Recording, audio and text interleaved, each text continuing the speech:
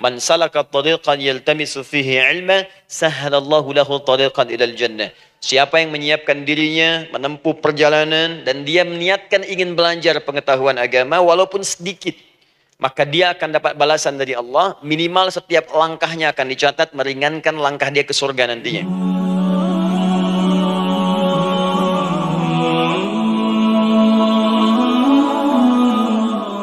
Alhamdulillahi Rabbil Alamin, alladhi amarana bid-du'a faqala wa qala rabbukum ud'uni astajib lakum, fawa'adana bil ijabati faqala wa idza sa'alaka 'ibadi 'anni fa inni qarib ujibu da'wata ad-da'i idza da'an. Wassalatu wassalamu ala rasulillahi alladhi وعدنا بالإجابة عندما ندعو إلى الله سبحانه وتعالى فقال من ضمن دعائه في أسماء الحسنى اقتداء من أصحابه صلى الله عليه وسلم أرأيت ماذا دعوت فقد دعوت بأسمائه الأعظم إذا دعي بها أجاب وإذا سئل بها أعطى.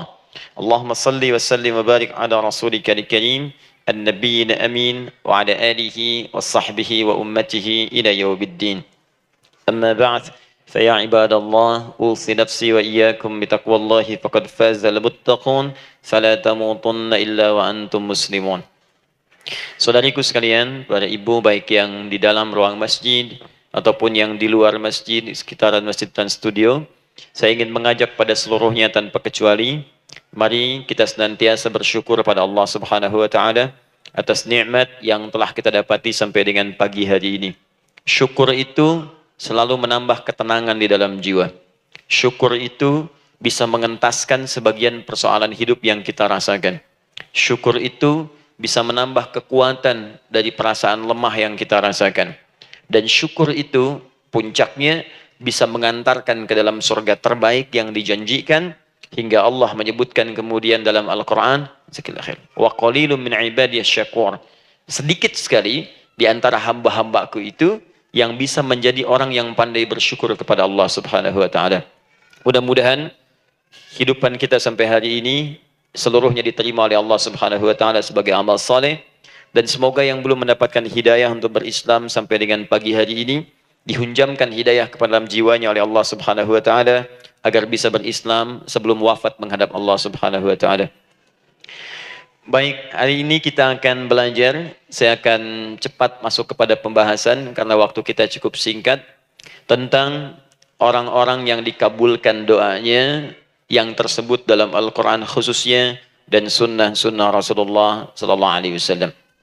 Kita akan bagi pembahasan kita ke dalam 3 bagian. Pertama, kenapa kita mesti berdoa? Di poin pertama. Pertama, kenapa kita mesti berdoa? Yang kedua, bagaimana cara berdoa yang baik, yang cepat dikabulkan oleh Allah Subhanahu wa taala. Jadi yang pertama, mengapa kita mesti berdoa? Esensi doa itu apa, kan?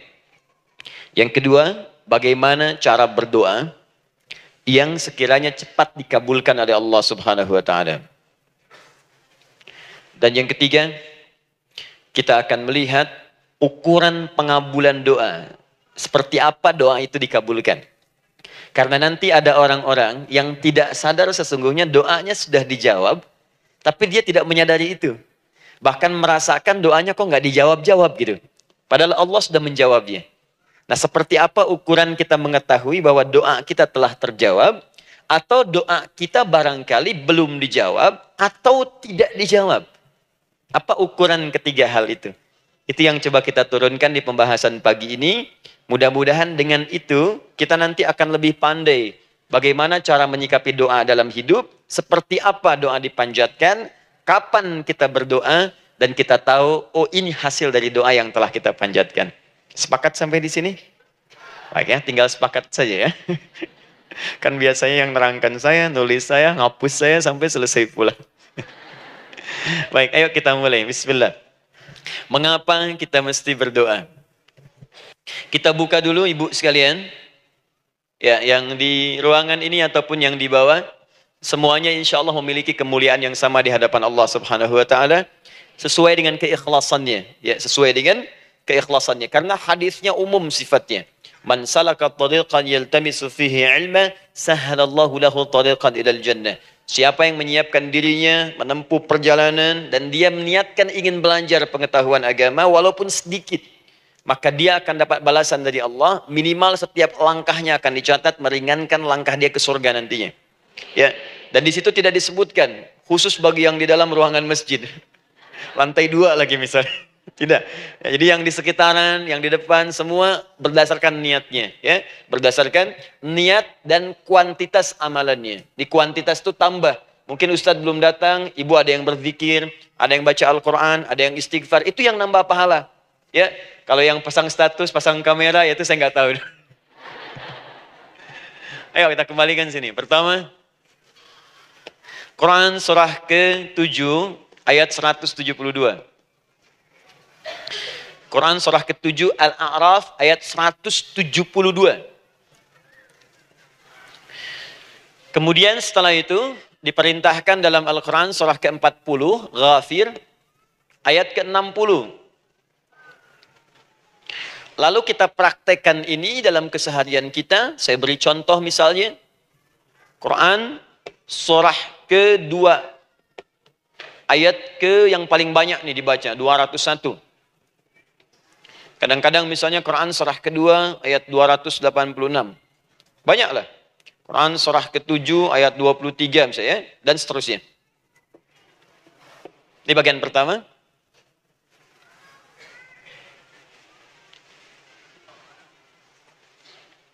Bagian kedua, nanti kita akan belajar bagaimana cara berdoa yang baik yang dikabulkan. Kita ambil satu, Quran ke-2 ayat 186. Kemudian yang kedua, kita ambil contoh Quran surah ke-17 ayat 110. Kemudian yang ketiga, kita ambil contoh yang paling dahsyat di Al-Quran surah ke-3 ayat 38 sampai 39. Ada yang belum berdoa sudah dikabulkan. Masya Allah. Ini ada di Quran misalnya surah ke-3 ayat 31. Nanti turunan amalannya misal di Quran surah 51 ayat 15 sampai dengan 18. Saya bulati yang 18-nya. Ya, bagian ketiganya nanti kita uraikan di bagian akhirnya. Baik, kita bisa mulai insyaallah. Baik, kita bagian pertama, mari kita mulai. Saya ingin berkisah sejenak dengan menyampaikan Quran surah ke-7 Al-A'raf ayat 172. Allah berfirman, A'udzubillahi minasyaitonirrajim, wa idz akhadha rabbuka min bani Adam min zuhurihim dzurriyyatahum wa ashhadahum ala anfusihim alastu bi rabbikum qalu bala syahidna. Ada ayatnya? Baik ya, di Quran surah ke-7 Al-A'raf ayat 172. Wa idz akhadha rabbuka min bani Adam. Kata Allah, dan ingatlah, pahamilah, pelajarilah, dalamilah. Teman-teman sekalian, ingat kalimat idz itu, idz dalam Al-Quran termasuk dalam bahasa Arab, itu bukan sekedar mengingat. Idz itu bisa mengandung arti memahami dengan dalam. Menganalisis. Ya, memaknai itu idz. Jadi bukan sekedar mengingat. Bukankah ibu kalau mengingat sesuatu berusaha mendalaminya? Ya, kalau nggak percaya saya tanya begini. Coba ibu ingat kemarin jam 5 sore ada di mana? Bukankah sekarang sedang mendalami sesuatu? Sedang mencari memori jam 5 sore kemarin ada di mana? Setelah itu dihimpun jadi sesuatu, lalu disampaikan dengan terstruktur, dengan rapi. Oh, kemarin saya ada di sini, di sini, di sini. Mengerjakan ini, ini. Itu idz dalam bahasa Arab. Jadi kalau di Al-Quran ada kalimat idz.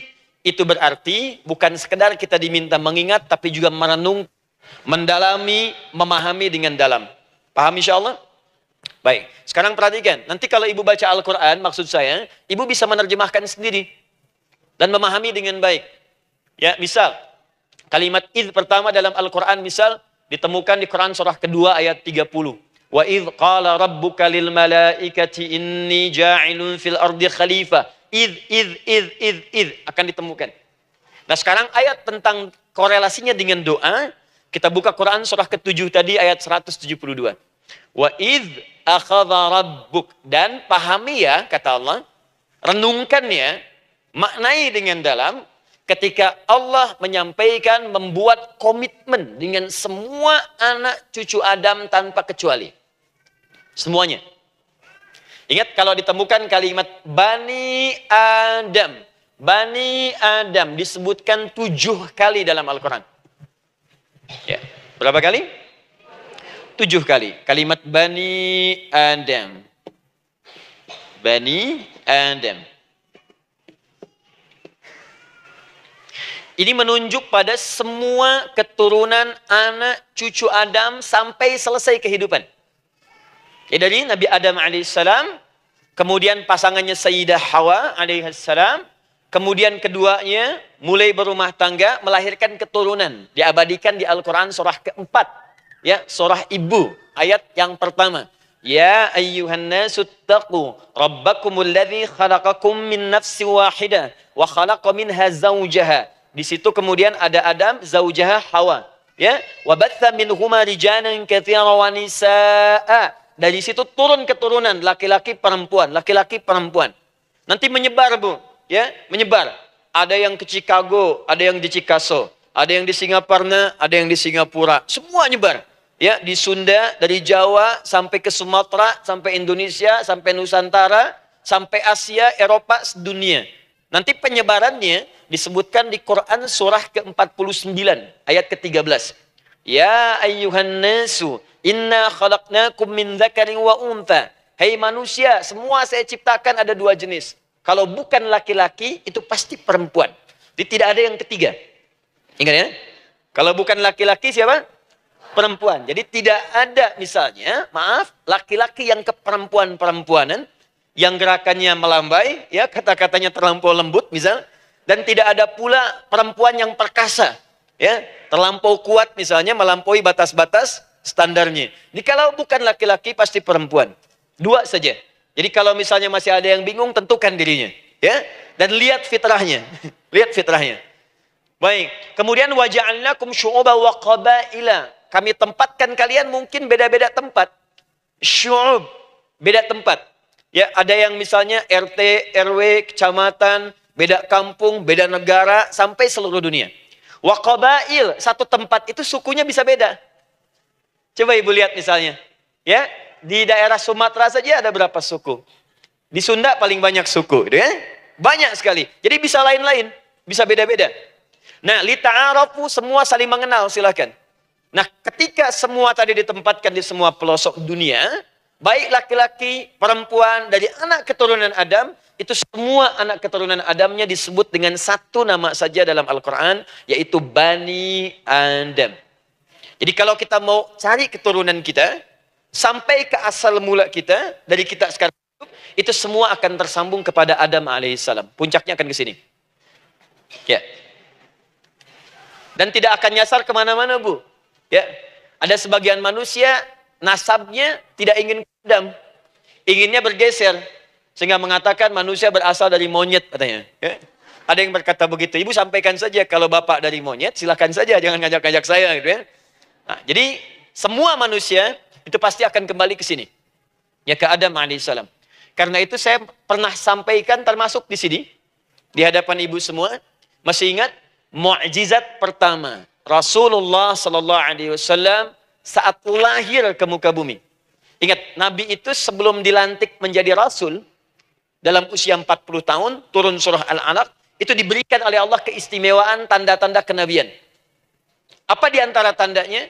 Allah perjelas nasab keturunannya sampai Nabi Adam, padahal lahirnya itu ayahnya sudah wafat. Di lahir beliau, ayahnya wafat, tapi nasabnya diperjelas sampai Nabi Adam. Ya, sehingga jelas, orang tidak bisa menyoal. Ini orang nggak jelas nih, ya kan suka ada begitu, Bu, ya. Tiba-tiba datang menerangkan sesuatu, siapa itu? Itu nggak jelas. Bahkan sekarang sering muncul statement, siapa sih Ustadz itu? Itu Ustadz nggak jelas. Nabi nggak bisa disoal, karena semuanya jelas. Nasabnya jelas. Keturunannya jelas. Kemuliaannya jelas. Ilmunya jelas. Jadi kalau orang mau menyoal, nggak punya peluang. Siapa kamu Muhammad? Saya jelas keturunannya. Muhammad SAW bin Abdullah, bin Abdul Muttalib, bin Hashim, bin Abdul Manaf, bin Qusay, bin Murrah, bin Kilab, bin Ka'ab, bin Ghalib, bin Fihir, bin Malik, bin Nadar, bin Kinana, bin Khuzaimah, bin Mudrika, bin Ilyas, bin Nizar, bin Mudar, bin Ma'ad, bin Adnan, bin Addi, bin Adri, bin Muqawwam, bin Nagur, bin Tarih, bin Ya'rub, bin Yasjub, bin Nabit, bin Ismail AS, bin Ibrahim AS, bin Azar atau bin Nakhur, bin Abir, bin Kinan, bin Arfakhshad, bin Sam, bin Nuh AS, bin Mihlail, Matushala, bin Kinan, bin Anwas, bin Thith, bin Adam AS. Coba ulangi. Jelas. Jelas. Jadi orang nggak bisa nyoal. Itu mukjizat ya. Keistimewaan pertama sebelum Allah kemudian angkat menjadi Nabi dan Rasul di usia 40 tahun. Jadi kalau ibu ditanya, kamu jelas nggak? Jelas. Apa binnya? Bin Bani Adam. Itu bocoran dari Al-Quran. Ya, kalau ditanya, keturunan siapa kamu? Adam. Tahu dari mana? Allah yang nyampaikan langsung. Apa kata Allah? Bani Adam. Jelas ya? Baik. Jadi ini kembali kepada Adam alaihissalam. Nah, semua anak cucu Adam yang saya garis bawahi, sejak mulai terlahir, itu sudah ada komitmen dari Allah dengan anak cucu Adam ini sebelum terlahir ke dunia. Sejak dalam kandungan. Jadi kalau ibu belajar hadis, misal, dulu saya pernah amanahkan kalau ibu mau belajar dasar-dasar, cari kitabnya Imam An-Nawawi yang Al-Arba'in An-Nawawiyah, 42 hadis. Hadis keempat, ya paling kiri sebelah atas di kitabnya. Dari Abdullah bin Mas'ud radhiyallahu taala anhu, ya. Qala Nabi sallallahu alaihi wasallam bahwa shadiqul masduq. Nabi SAW pernah menyampaikan sedangkan beliau orang benar dan dibenarkan. Kapan perjanjian ini dibuat? Dalam usia kandungan 4 bulan. Dalam kandungan. Inna ahadakum yujma'u fi batni ummihi. Setiap kalian yang akan terlahir dari anak cucu Adam. Kecuali Adam, Bu ya. Ingat, kecuali Adam, kecuali Hawa. Karena ini asal mula manusia keduanya. Tapi keturunan Adam dan Hawa akan mengalami proses yang sama. Dikandung dulu ibundanya, kemudian terlahir. Adam tidak dikandung, ingat, Adam tidak ada bapak, Adam tidak ada ibu. Langsung diciptakan wujudnya oleh Allah Subhanahu wa taala dari bahan dasar yang sama dengan manusia. Ya karena itu saya pernah ditanya, pernah berdialog, ya. Ustaz, ini spesial Nabi Isa ini. Ya spesial, Yesus Al-Masih Nabi Isa spesial. Karena itu diangkat sebagai Tuhan. Apa yang spesial? Kata beliau, karena ini bisa menghidupkan yang mati. Yang kedua, ini lahirnya beda dengan orang biasa. Bagaimana lahirnya? Tanpa bapak. Ibu saja tanpa bapak. Mana ada manusia yang lain seperti ini? Saya bilang, Adam lebih spesial lagi. Lahir tanpa ibu, tanpa bapak. Kenapa nggak jadi Tuhan? Tapi kan Adam nggak bisa menghidupkan yang mati. Dengan izin Allah, maaf, Nabi Ibrahim lebih canggih lagi. Buka Quran surah kedua, ayat 260. Paling kiri sebelah atas. Wa idh qala Ibrahim rabbi arini kaifa tuhyil mauta qala awalam tu'min qala bala walakin inna qalbi. Ketika Ibrahim bermohon kepada Rabbnya, ya Allah, tolong tunjukkan kepadaku bagaimana cara menghidupkan yang mati. Kata Allah, kamu masih nggak yakin? Kata Ibrahim, saya yakin, saya yakin-yakinnya. Cuma supaya hati saya tenang, membuktikan kepada yang lain tentang kuasamu. Kata Allah, gampang. Lalu Allah berikan kemudian satu ketentuan sama persis dengan Nabi Isa. Cuman prosesnya lebih canggih. Kalau Nabi Isa, tepuk mayatnya, bangun, bicara. Nabi Ibrahim kata Allah, nih ambil burung, potong-potong dulu, dicincang dulu. Sudah dicincang kemudian, mayatnya disimpan, jasadnya di tempat bukit yang berbeda. Kalau sekarang potong burung, simpan di bukit satu, jasad yang kedua simpan di bukit B. Kepalanya simpan di bukit A, ekornya simpan di bukit B, badannya simpan di bukit C. Panggil dengan nama Allah. Thummad'uhunna ya'tina kasa'ya. Panggil. Bismillah, dengan nama Allah, hidup, hidup. Sama persis dengan Nabi Isa. Dengan nama Allah, biiznillah, hidup, hidup. Nabi Ibrahim, biiznillah, dengan nama Allah, hidup, hidup. Menyatu semuanya, jadi satu. Psst. Kalau Nabi Isa, kemudian ada yang menduga sebagai Tuhan, kenapa Nabi Ibrahim tidak angkat jadi Tuhan? Paham ya? Nah, ini menunjukkan bahwa ada pola pemikiran yang harus dikembalikan supaya benar cara memahaminya. Jelas sampai sini? Maaf, saya sedikit agak lompat ya. Saya kembalikan kemudian, perhatikan sini. Inna ahadakum yujma'u fi batni ummihi. Karena itu semua anak cucu Adam beda dengan Adam. Akan proses lahirnya dikandung dulu di perut ibundanya. Fokus baik-baik. Arba'ina yauman nutfah, 40 hari pertama baru kemudian proses antara spermatozoa dengan ovum berproses. Thumma yakunu mithla dzalika, kemudian alaqah. 40 hari yang kedua jadi alaqah, zigot yang menempel di dinding rahim. Thumma yakunu mithla dzalika mudghah, 40 hari ketiga berbentuk mudghah, sudah mulai berbentuk daging sekeratan, ada bentuknya. Dan usianya sudah 4 bulan, 40 hari ketiga, 120 hari. 120 hari. Thumma yursalu ilaihil malak. Kemudian diutuslah malaikat. Fayanfukhu fihi ruh. Maka ditiupkan roh ke dalamnya. Jadi ingat, kalau di antara sini, di antara kita, ada ibu misalnya, yang tengah hamil, tengah mengandung, ingat baik-baik, atau keluarganya, kerabatnya, usia 4 bulan itu, roh sudah ditiupkan. Di kandungan sudah ada rohnya. Hati-hati ya. Berapa bulan? 4 bulan. Karena itu nanti ada ayat dalam Al-Quran, Quran surah ke-7 ayat 189. Di posisi ini harus banyak berdoa dan beramal soleh. Ingat ya, berdoa, beramal soleh. Minimal minta kepada Allah. Da'awallaha rabbahuma la'in ataitana salihah lanakunanna minasyakirin. Minta banyak kepada Allah, ya Allah jadikan anak saya anak yang soleh. Jadikan anak saya anak yang soleh. Dari usia itu 4 bulan sampai ke atas, menjelang lahir. Nanti diiringi oleh amal soleh kedua orang tuanya. Ini sudah penelitian dokter muslim, khususnya di Asia Tenggara.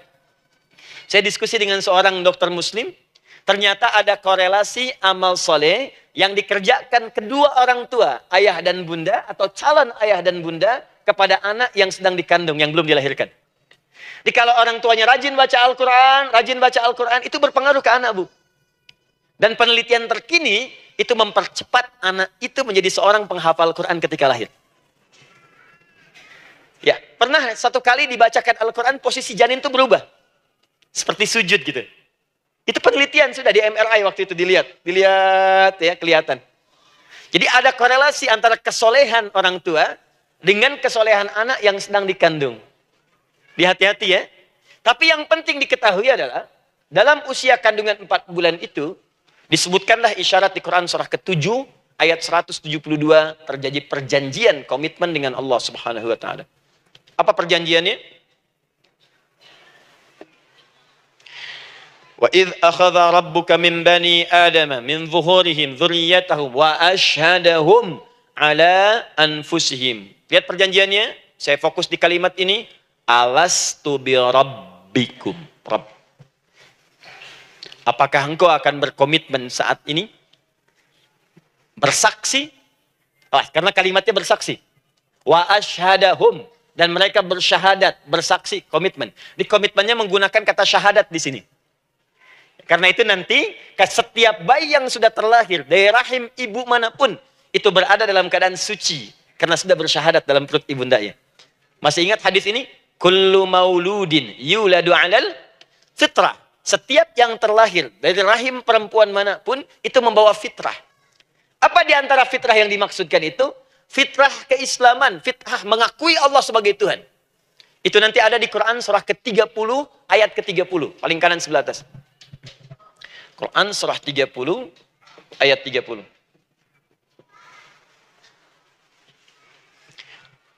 Fa'aqim wajhaka lid-dini hanifa. Hei setiap manusia, fa'aqim wajhaka, hadapkan, pasrahkan, arahkan dirimu sepenuhnya. Lid-dini, pada ketentuan ad-din, hanifa dengan lurus. Di setiap manusia itu punya fitrah untuk beragama. Punya kecenderungan untuk mencari Tuhan. Silakan ibu cek, manusia manapun yang pernah hidup, itu pasti akan mencari Tuhan. Silakan. Karena itu Allah beri jalan, begini cara mencarinya. Fitratallahi allati fataran nasa 'alaiha, itulah fitrah manusia yang telah Allah berikan pada dirinya bahkan sebelum dia terlahir. Di antara fitrah manusia ada kecenderungan untuk mencari Tuhan. Ada kecenderungan untuk mendekat kepada Allah. Bahasa Qur'annya din, lid-dini hanifa. Apa itu din? Itulah Islam. Quran surah ke-3 ayat 19. Inna dina indallahil Islam. Karena itu silahkan cek. Semua orang itu pasti akan mencari Tuhan. Setiap manusia. Ada yang melihat, kayaknya ada di hewan. Kayaknya ada di pohon. Kayaknya ada di alam. Kayaknya ada di patung. Kayaknya ada di... Mencari dia. Terus Allah beri jalan. Kalau kamu ingin mencari yang benar, din yang dimaksud Islam, diberikanlah tuntunan dalam Islam. Jelas sampai sini? Baik. Karena itulah kemudian, setiap bayi yang terlahir itu disebut oleh Nabi dia suci, dia bersih karena telah membawa risalah Islam dalam dirinya. Hanya sayang nanti fa'abawahu yuhawwidanihi au yunassaranihi au yumajjisanihi. Lingkungan nanti akan merubah dia keluar dari fitrahnya. Bisa dipengaruhi, tiba-tiba berubah misalnya keyakinan. Bisa karena kejadian tertentu dia jauh dari Allah Subhanahu wa taala. Dia muslim, cuman karena kondisi tertentu, pekerjaan menjauhkan dia dari Allah, lupa sholat. Telenovela menjauhkan dia dari Al-Quran. WhatsApp, Facebook, media sosial melupakan dia dari ibadah. Coba ibu, kalau online setiap hari berapa kali dengan media sosial? Ganti status. Online dengan Allah berapa kali dalam sehari? Coba hitung. Online dengan Allah yang paling maksimal kan sholat fardu. 5 kali. Kalau 1 kali 5 menit kali 5, cuma 25 menit. 25 menit online dengan Allah. Berapa menit online dengan media sosial yang tidak nyata? Dan cita-cita masuk surga. Ayo sini. Nah, saya belum selesai. Jadi yang pertama, dalam perjanjian 4 bulan ini, pertama ada komitmen bersyahadat menuhankan Allah. Tapi yang kedua, ini yang dahsyat. Perhatikan kalimatnya, fokus. Saat Allah memperkenalkan dirinya, dalam kandungan kita, usia 4 bulan itu, dengan nama apa Allah memperkenalkan dirinya? Coba lihat ayatnya. Alastu bi rabbikum, dengan nama Rabb, Rabb. Wa idh akhadha rabbuka, Rabb, min bani Adama, dzurriyyatahum, awas, wa ashhadahum ala anfusihim. Alastu bi rabbikum, dengan nama Rabb. Rabb. Nah, ibu sekalian, kata Rabb ini itu berasal dari kata ar-rububiyah. Ar-rububiyah yang berarti sifat merawat, memberikan semua kebutuhan. Saya ulang ya. Merawat, memberikan semua kebutuhan. Sudah? Menyayangi, memaafkan, mengasihi, mengampuni. Masya Allah. Merawat, memenuhi sebuah kebutuhan, menyayangi, memaafkan, mengampuni. Jadi semua hal yang terkait dengan perhatian ada pada kalimat Rabb. Sifatnya disebut dengan rububiyah. Zat yang memperhatikannya disebut dengan Rabb namanya. Rabbun. Baik. Pelan-pelan. Seakan-akan Allah ingin berkata begini. Hei, engkau buat perjanjian dengan saya sekarang. Engkau bersaksi, saya sebagai Tuhan. Siap bersaksi, menuhankan saya. Nanti ketika kamu lahir, apapun yang kamu butuhkan dalam kehidupan, aku akan berikan. Kamu akan saya rawat. Kalau sakit, kamu saya sembuhkan. Minta sesuatu yang kamu butuhkan, saya akan berikan. Kamu butuh sesuatu, saya akan hadir. Kamu salah minta maaf, saya maafkan. Kamu dosa minta ampun istighfar, saya ampuni. Kamu ingin sesuatu yang lebih baik, saya berikan. Pokoknya semua yang kamu inginkan selama engkau butuhkan dan itu baik, aku berikan. Kira-kira, maaf Bu ya, maaf sekali. Kalau ada yang nawarkan pada ibu, mau nggak ikut saya, nanti sebuah kebutuhannya saya berikan. Kalau sakit, saya berikan jaminan kesembuhannya. Kalau butuh sesuatu, saya berikan. Kalau ingin ini itu, selama butuh, saya sampaikan. Kira-kira, ibu nolak atau ikut? Baik. Ikutnya mikir dulu atau tidak? Tidak. Jangankan yang tinggi-tinggi Bu ya. Suami aja nawarkan. Mah, mau nggak ikut papa? Papa nanti kasih handphone S10. Oh. Sama gelang nggak, Pak? Ikut ya. Dan tanpa pikir. Dalam bahasa Arab, sesuatu yang disetujui tanpa difikirkan lagi, itu disebut bala namanya. Bala, sekali saja. Sekali, ya, tidak dua kali. Tidak ditambah, tidak dikurangi. Ingat, kalau Allah sudah sampaikan kalimat, jangan tambah, jangan kurangi. Ya. Bala, tidak ditambah nga, tidak disebutkan dua kali. Bala. Ya. Bala itu artinya siap. Ya.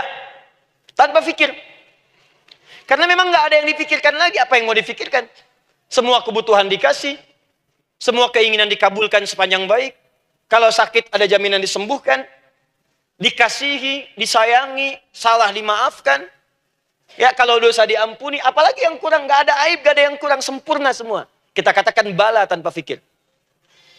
Karena itu, perhatikan, setiap kita kemudian, ibu sekalian, datang terlahir ke bumi, mengalami kehidupan, fitrah kita setiap mendapatkan kebutuhan, kita akan menyebut nama Allah Subhanahu wa Ta'ala dengan nama yang telah dijanjikan itu. Silakan ibu cek. Bukankah ibu ketika ada kesulitan memohon kepadanya? Ya Allah, tolong sembuhkan ya Allah. Ya Allah, lancarkan ya Allah.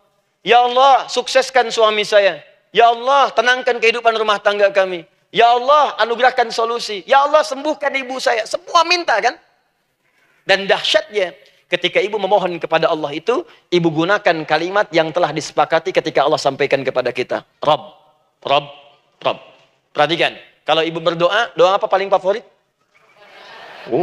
Rabbana atina fid dunya hasanah. Fil akhirati hasanah. Wa qina. Doa apa itu? Sapu jagat. Baik. Bu bayangkan, Nabi aja nggak tahu tuh istilah itu sapu jagat. Ibu tahu? Wah, Masya Allah, Indonesia kreatif. Luar biasa. Ada doa sapu jagat, nggak ada doa sapu nggak ada jagatnya, ada doa jagat nggak ada sapunya. Pokoknya luar biasa lah. Ya. Ya, lihat, bukankah kalimatnya dibuka dengan Rabb? Rabbana atina fid dunya sana. Rabbana zalamna anfusana wa illam taghfir lana wa tarhamna lanakunanna minal. La yukallifullahu nafsan illa laha ma kasabat wa 'alaiha mak. Perhatikan, Rabbana la innasina Rabbana Rabb. Ini ayatnya. Sapu jagat Quran surah 2 ayat 201. La yukallifullahu Quran surah 2 ayat 286. Rabbana zalamna Quran surah 7 ayat 23. Yang ingin saya sampaikan, setiap kita butuh sesuatu, kita menyebut namanya dengan kalimat Rabb. Kenapa kita katakan Rabb? Karena Allah sendiri menyebutkan dengan kalimat Rabb. Alastu bi rabbikum, saya nanti adalah Tuhan yang akan memperhatikan kalian, menyayangi kalian. Saya Tuhan yang akan merawat kalian, memberikan semua kebutuhan. Makanya ibu tuh kalau ada persoalan nagih seakan-akan ke Allah. Ya Allah, kan engkau yang berjanji kepada saya. Engkau yang berjanji, engkau yang menepati ya Allah, karena engkau Tuhan. Kalau manusia, dia berjanji, dia yang mengingkari. Dia awali, dia yang akhiri.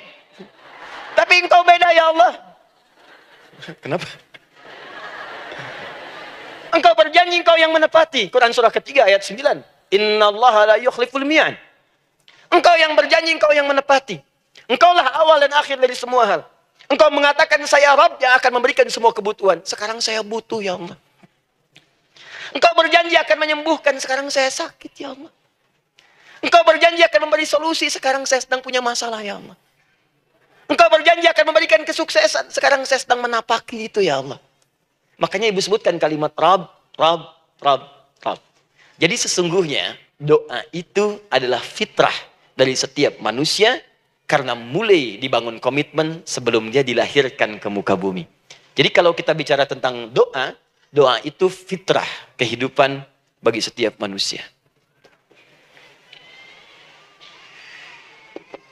Hidup. Sekaligus penanda komitmen yang membedakan antara Khalik dengan makhluk. Hamba dengan Allah. Manusia dengan Tuhan. Kan Allah katakan, saya Rabb ya. Saya yang ngasih, saya yang Tuhan. Berarti kita yang makhluk kan? Kita yang butuh kan? Allah yang memberi, kita yang butuh. Untuk membedakan mana yang butuh, mana yang ngasih, maka pembedanya adalah doa. Jadi kalau ada manusia yang nggak pernah doa selama hidup, itu tandanya ada yang salah dengan kehidupannya. Karena seakan-akan dia nggak butuh Tuhan. Sebab perbedaan manusia dengan Tuhan itu sebelum lahir, salah satunya ditunjukkan dengan sifat butuh kita kepada Allah. Makanya sekaya-kayanya orang, itu pasti berdoa. Manusia paling kaya di muka bumi pun, kalau besoknya mau ada pekerjaan atau proyek, dia berdoa dulu tuh. Ya Tuhan, tolong lancarkan proyek ini. Butuh. Pejabat setinggi-tingginya, kalau sudah mau mulai kemudian ada pemilihan, kalau mulai ada kebijakan, kalau mulai ada apapun, berdoa juga. Itu tandanya butuh. Butuh. Di setiap manusia itu pasti butuh dengan Allah. Karena itu kalau ada manusia yang nggak pernah berdoa selama hidupnya, itu langsung mendapatkan kecaman dari Allah, dan dijamin akan masuk neraka yang paling dalam. Karena seakan-akan dia sudah nggak butuh dengan Allah. Saya ulang ya, saya ulang. Doa itu fitrah hidup manusia yang sekaligus menunjukkan statusnya sebagai hamba. Jadi kalau ibu update status di media sosial, mulai sekarang tuliskan hamba. Hamba. Sudah. Mau sifatnya apapun tetap hamba. Ya, mau pejabat, mau orang kaya, mau cukup, mau macam-macam, mau ustadz, mau syekh, mau habib, tetap ujungnya hamba. Dan butuh penghambaan itu diwujudkan dalam bentuk doa. Muncullah Quran surah ke-40 ayat ke-60. Wa qala rabbukum, Rabb, selalu Rabb. Wa qala rabbukum ud'uni astajib lakum. Innal ladzina yastakbiruna an ibadati, awas, sayadkhuluna jahannama dakhirin. Allahu akbar.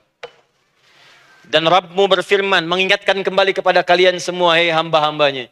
Kalau ada kebutuhan, kalau ada masalah, kalau ada permintaan, kata Allah, ayo doa sama saya. Minta.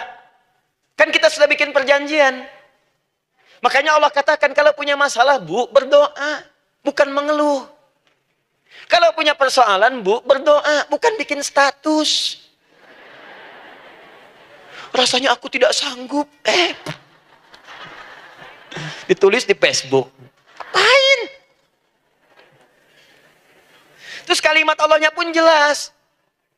Minta kepadaku, bukan mengeluhkannya. Kamu tidak seperti yang aku kira. Nungguin komen. Sambil masak, celing ada satu. Ucuk kunaon. Makin meluas masalah. Itu udah abi mas sabar. Sudah. Paham ya? Jadi ini kaidah hidup yang pertama. Sebetulnya sederhana, cuman jarang digunakan gitu. Sederhana, cuman jarang dipakai. Kata Allah kan, kamu doa itu, saya kasih ketenangan. Jadi Bu, gini, doa itu manfaatnya, walaupun solusi belum datang, tapi hati tenang. Tenang. Jadi kalau mau curhat-curhat sama Allah, sampaikan, minta, mohon, berikan. Minimal tenang. Saya kasih rahasia ya. Ini di antara kita saja nih. Lihat sini. Saya hapus dulu deh. Bismillah. Masya Allah. Mau ngapus sendiri, nulis sendiri, penghapus, lari sendiri.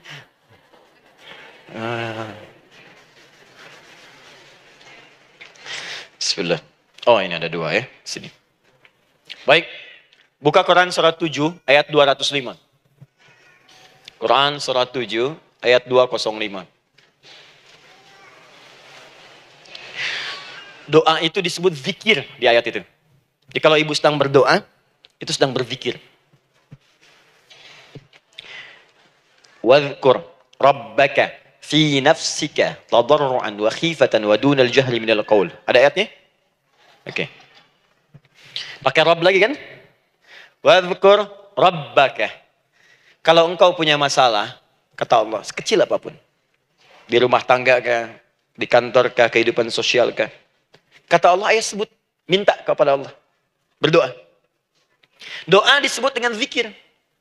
Zikir itu semua kegiatan yang membuat kita ingat Allah. Zikir.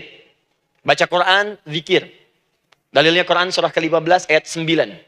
Inna nahnu nazzalna dzikra. Kami turunkan Al-Quran sebagai zikir. Menghafal Quran, zikir. Quran surah 54, ayat 17, ayat 22, ayat 32, ayat 40. Walaqad yassarnal Qur'ana lidzikri. Kami akan mudahkan Al-Quran untuk diingat, dihafalkan. Zikir, sebagai zikir kepada Allah. Ibu selepas sholat, baca subhanallah, alhamdulillah, Allahu Akbar, zikir. Quran surah keempat, ayat 103. فَإِذَا قَضَيْتُمُ الصَّلَاةَ فَاذْكُرُوا اللَّهِ. Maka jika Anda telah tuntas mengerjakan sholat, segera berzikir kepada Allah. Sholat sendiri, zikir. Quran surah ke-20, ayat ke-14. Innani anallahu la ilaha illa ana fa'budni wa aqimis salata li dzikri. Saya Allah, kata Allah. Tidak ada Tuhan selain saya. Sembah saya. Bagaimana menyembah Allah? Tunaikan sholat sebagai zikir kepada Allah. Zikir. Di zikir, semua amalan yang mendekatkan kita dengan Allah. Doa, itu satu dari bagian zikir. Tapi tahukah ibu fungsi zikir yang paling utama itu apa? Quran surah 13 ayat ke-28. Ala bizikrillahi tatma'innul qulub. Yakinkan pada dirimu, kalau zikirmu benar kepada Allah, maka dia akan berdampak kepada hati menjadi lebih tenang. Di zikir itu, manfaat pertamanya, membuat hati tenang, Bu. Tadi saya contohkan. Baca Al-Quran, zikir kan? Jadi kalau ibu sedang tidak tenang, sedang gelisah, ada masalah, daripada mengeluh sana sini, wudhu, Bu, wudhu. Ambil mushaf. Baca. Saat baca itu, mungkin solusi belum datang, tapi hati itu lebih tenang. Kaitan dengan bahasan kita, doa, minta. Doa. Jadi kalau orang punya masalah itu, kalau berdoa, walaupun solusinya belum datang, walaupun kemudian jawabannya belum tiba, minimal hati ibu itu tenang. Ini dia. Kan surah 13 ayat 28. Rumus ini pakai.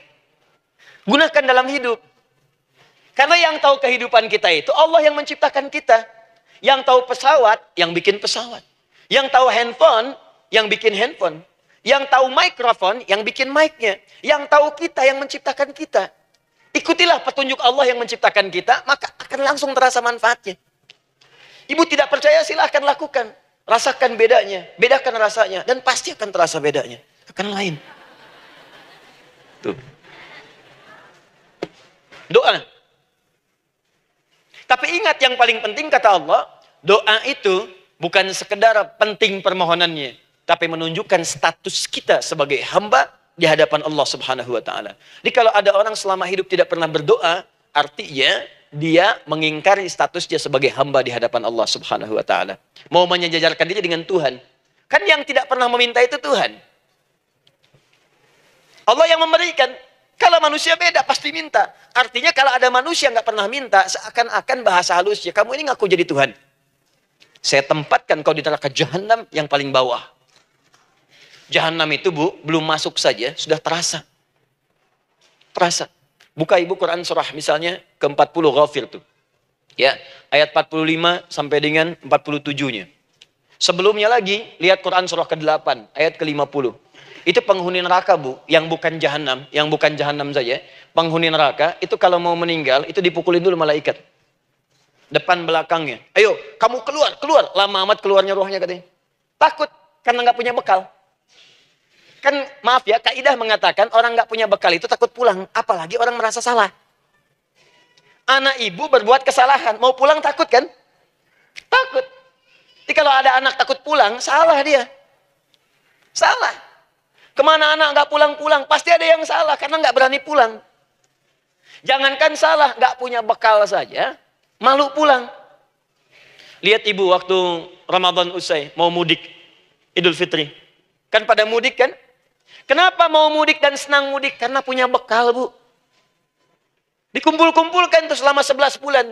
Untuk 1 bulan saja. Itu pun paling berapa hari. Kumpulin. Terus telepon keluarga. Insya Allah aku pulang hari ini. Wah, senang semuanya. Padahal mudiknya cuma pakai motor, Bu. Motornya bebek, bekalnya singa. Serius saya, motor bebek bekal singa. Ada kardus belakangnya. Tulisin. Terus tambah pelepah pisang buat begini. Belakangnya ditulisin, aku pulang sayang. Jalan, mudik. Terus yang di rumah kan senang nerimanya. Kenapa? Karena ada yang pulang dan bawa bekal. Saya pernah tanya pada seseorang, kenapa Anda nggak mudik? Nggak ada bekal Ustaz, nggak ada bekal, malu pulang. Kebayang nggak saat pulang menghadap Allah nggak punya bekal? Malu pulang, apalagi punya banyak salah. Jadi nggak mau keluar rohnya. Malaikatnya geram, dipukulin sama malaikat. Pukul depannya, pukul depan. Kamu ini cepat keluar, cepat keluar, cepat keluar. Keluar, keluar, keluar, keluar, keluar. Malu pulang. Tapi kalau punya bekal enak. Dan yang nyambut langsung malaikat. Bahkan nanti ada satu amalan saat dikerjakan, itu orang ini sudah masuk surga, tapi semua malaikat di semua pintu surga yang 8 itu datang mengunjungi dia mengucapkan selamat. Itu ada di Quran surah 13 ayat 24. Salamun alaikum bima sabartum fa ni'ma uqbaddar. Selamat ya saat di dunia sabar mencari bekal, dan ini bekal terbaik yang kamu dapatkan, silahkan nikmati surga yang kamu rindukan itu. Ini nikmat-nikmatnya tempat yang pernah nanti kamu kunjungi. Dan tinggal abadi di situ. Yang nyambut malaikat. Bayangkan semua malaikat, Bu. Semua malaikat dari pintu surga datang nyambut dia. Wah, Masya Allah, ada malaikat Jibril, Israfil, malaikat maut. Maaf ya, dicabut kemarin. Biasa. Selamat, selamat, selamat, selamat, selamat. Dunia aja kalau ada yang nyambut senang kan? Rumah dicet, datang, sambut depan rumah. Semua hidangan ada. Oh, Masya Allah. Bahkan yang tidak ada jadi ada. Luarnya kongguan, dalamnya rangginang. Gitu kan? Wah, muncul semua. Paham ya? Ah, jadi ini bagian pertama. Jadi kita katakan kenapa manusia mesti berdoa. Jawabannya karena manusia itu hamba. Dan doa itu adalah fitrah bagian dari kehidupan. Kenapa manusia mesti berdoa? Karena ada komitmen dari Allah. Setiap dia mendapatkan sebuah persoalan, maka Allah akan jawab dan berikan jawaban dari semua persoalannya. Jalan mendapatkan jawaban itu adalah doa. Kenapa manusia mesti berdoa? Karena dia butuh dengan Allah. Dan puncaknya, kenapa dia mesti berdoa? Karena Allah ingin membahagiakan kehidupan dunianya sebelum sampai keabadiannya di akhirat. Di ketika kita berdoa, sebetulnya kebaikan untuk kita karena Allah ingin kita bahagia. Ingin mudah hidupnya.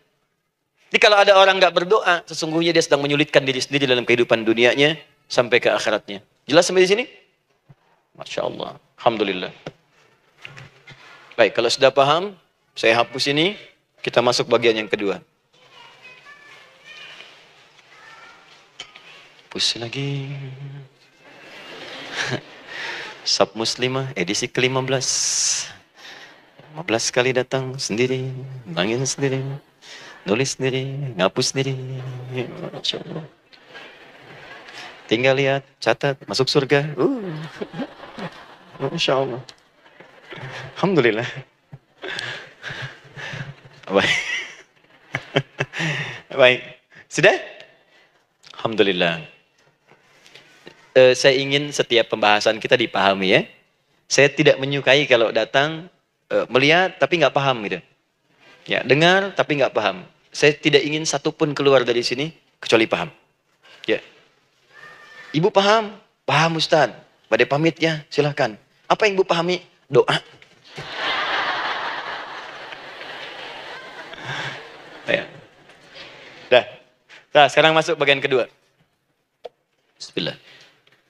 Kalau sudah mengerti yang tadi, persoalannya adalah bagaimana cara kita memohon kepada Allah.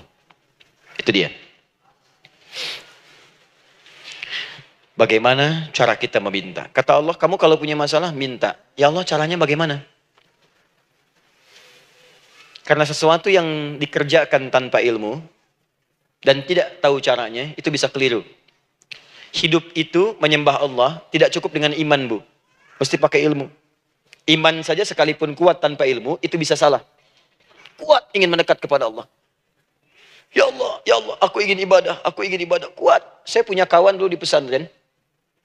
Tahun kedua, dia sudah berubah. Ya, tadinya orang tuanya melihat anaknya, Masya Allah, tiba-tiba ada perubahan, senang ibadah, Bu. Malam-malam dia bangun, ini kisah nyata, saya alami sendiri. Masya Allah, saya senang sekali. Kita saling doakan, dia bangun malam tahajud. Bangun jam 2, Anda bayangkan. Yang sebelumnya menjelang subuh atau apa. Ini malam Jumat lagi, malam libur. Malam libur biasanya santri itu kebanyakan ada yang keluar, ada yang main, ada yang macam-macam. Ini dia malam tahajud. Jam 2 bangun. Saya bahagia sekali. Udah bangun, sholat, selesai. Cuman pas waktu mau subuh, kok saya lihat tidur. Saya bangunkan kan. Fulan, bangun. Oh iya, kata. Iya. Oh mungkin nanti mau nyusul. Saya pikir istirahat dulu. Saya ke masjid lah. Udah ke masjid dah selesai. Kita diskusi di masjid selesai. Semua pulang saya jam 7. Saya lihat masih tidur juga. Barangkali dia sudah tadi sholat mungkin di kamar, nggak sempat ke masjid karena capek. Tapi saya lihat kok posisinya nggak berubah. Di situ juga.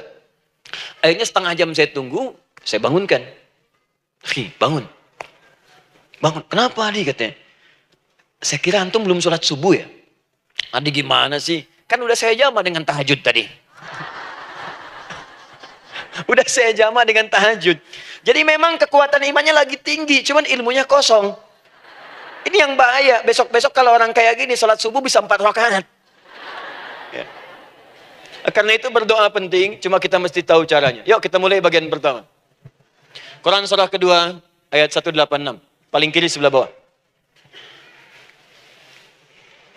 Sudah? Wa idza sa'alaka 'ibadi 'anni fa inni qarib. Fokus. Kata Allah, kalau hamba-hambaku Muhammad SAW bertanya kepadamu, minta petunjuk untuk mencari-cari aku. Tuh Bu, coba lihat. Ayat doa dibuka lagi dengan kalimat hamba. Untuk menegaskan status kita. Jadi kalau ditanya, kita siapa di hadapan Allah? Makanya nggak usah sombong. Jangan sombong, karena kita cuma hamba. Karena itu ketika Korun sombong, Korun tuh manusia terkaya yang pernah hidup di bumi. Hartanya Bu, ini saya kasih bocoran sedikit, kunci berangkasnya saja, kemana-mana itu suka dibawa, dipikul paling sedikitnya 8 bodyguard, cuman bawa kunci berangkas saja begini.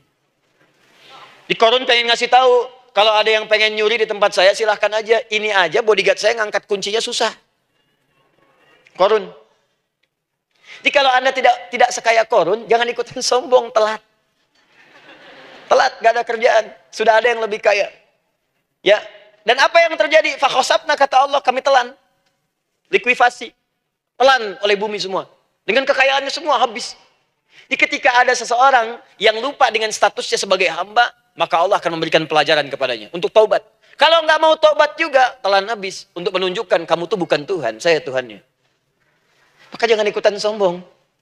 Kalau ada yang perlu punya Ferrari, Lamborghini, Lamborghini, ya, wow, bikin rame di jalan, cuman nggak update status, kasih tahu, maaf Mas, telat.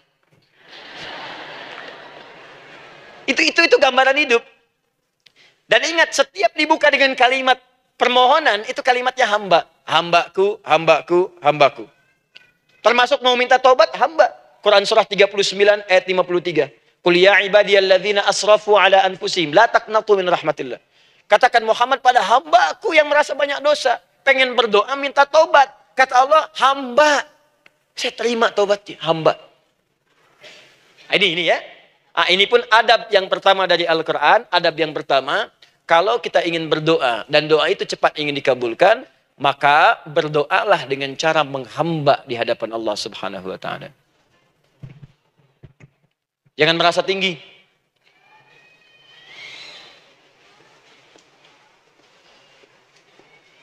Saya turunkan caranya. Bagaimana cara menghamba itu dengan cara yang baik? Fokus.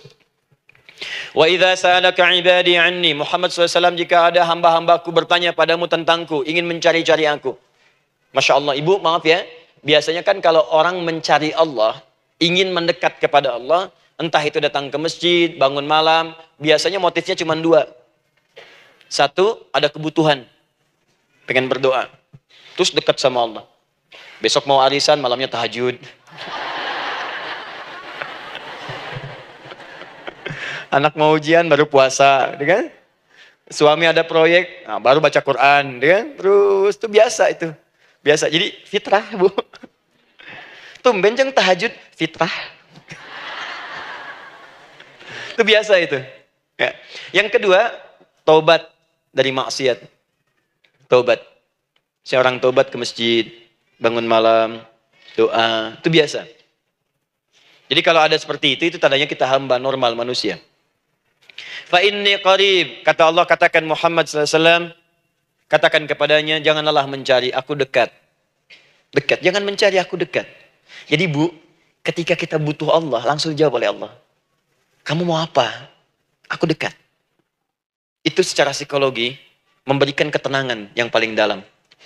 Saya belum datang di sini sampai jam 8. Ibu tanya panitia, ustadznya mana sih? Ukti, ustadznya mana? Jawaban pertama misalnya, ini belum jelas nih ustadznya. Gak ada kabar. Yang kedua mengatakan, tenang saja, ustadz sudah dekat. Maka yang kedua itu lebih menenangkan kepada kita. Ketika ibu mencari, ya Allah, saya sedang ada masalah, langsung dijawab oleh Allah. Tenang, aku dekat denganmu. Mau minta apa? Itu Bu. Jadi kalau ibu sedang punya persoalan, psikologi Al-Quran mengatakan, langsung merasakan Allah itu bersama kita, dekat, menunggu kita mau minta apa. Ibu punya masalah dengan suami, ingin mengadu. Lu kata Allah, saya dekat, kamu kenapa? Ada masalah apa? Ayo minta, ayo cerita. Mohon. Ibu punya masalah dengan anak. Ibu punya masalah dengan tetangga, di pekerjaan, kehidupan sosial. Kata Allah, saya dekat. Nah, perasaan itu hadirkan dalam jiwa kita.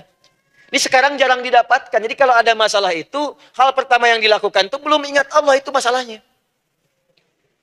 Di kebanyakan manusia itu kalau punya masalah, selalu ingin yang pertama itu solusinya. Bukan Allahnya. Kan pemilik solusinya Allah.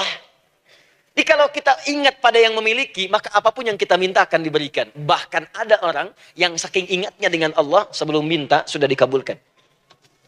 Itu yang dahsyat.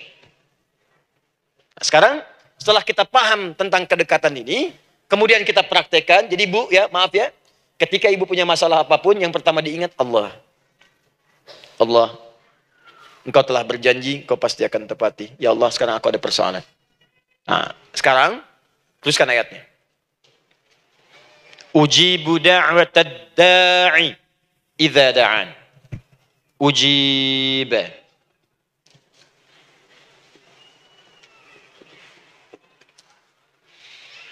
Ujibu da'watad da'i idza da'an. Aku pasti akan menjawab, mengabulkan setiap doa hambaku jika dia bermohon kepadaku. Saya ingin ajarkan sedikit di gramatikal bahasa Arab. Ujib itu disebut dengan fi'il mudhari namanya. Saya kasih rumus cepat Bu ya. Insya Allah kalau ibu fokus dengan rumus ini, ibu nanti bisa memahami Al-Quran dengan baik. Saya kasih satu kalimat. Hafalkan baik-baik. Ini gampang kok. Anita. Ya, Anita. Sudah? Anita. Baik. Hamzah, nun, ya, ta. Satukan Anita. Kalau di dalam kalimat, ibu baca Al-Quran, di depannya ada huruf hamzah ini. Atau nun, atau ya, atau ta. Maka itu rumus mudhari namanya. Gak usah dihafalkan mudharinya. Ya, nggak usah dihafalkan sampai bikin misalnya satu ungkapan, Anita istrinya Pak Mudhari. Nggak usah, nggak ada kerjaan. Ya, nggak usah dihafal. Saya hanya ingin tunjukkan pemahaman. Kalau ada bentuk seperti ini punya 3 makna. Kalau dalam bahasa Inggris itu disebut present, ya, continuous, dan future. Present, continuous, and future. Sekarang, terus, sampai kapanpun. Sekarang, terus berlangsung, continuous, and future, sampai kapanpun, di masa depan.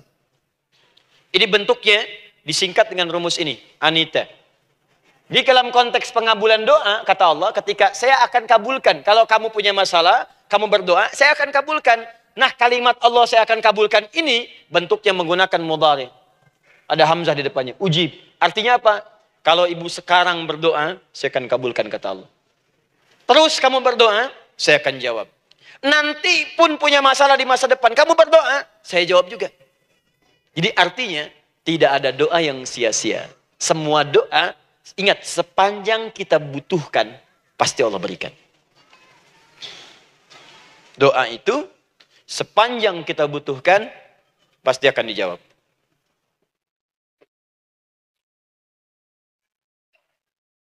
Nanti kapan dijawabnya, seperti apa jawabannya, nanti bagian ketiga. Kadang-kadang minta sekarang, dijawabnya nanti. Minta sekarang, dijawab sekarang. Ada yang mintanya A, dijawabnya B. Itu yang paling dahsyat. Ya. Jadi kalau saya tanya, kalau kita berdoa, dijawab tidak oleh Allah? Ya. Itu janji Allah. Setiap orang berdoa, pasti dijawab. Nah, hanya persoalannya, seperti apa doa yang cepat dijawab itu?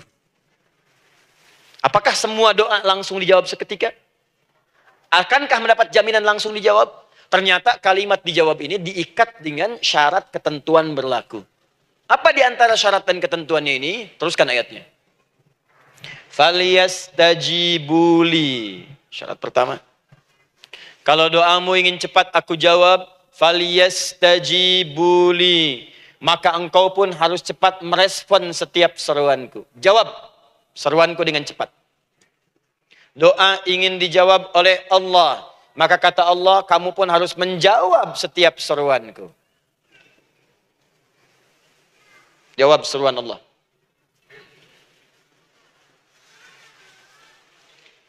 Ayo respon, adil. Maunya dapat gaji aja, kerja nggak mau. Ya?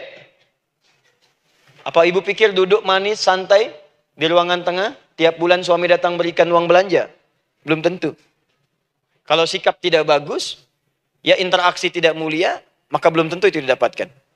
Maka syarat pertama kata Allah, kalau doamu ingin cepat aku jawab, maka setiap aku seru, cepatlah engkau kemudian kerjakan dan jawab itu. Jadi ternyata seruan Allah itu terkait berkelindan dengan pengabulan doa.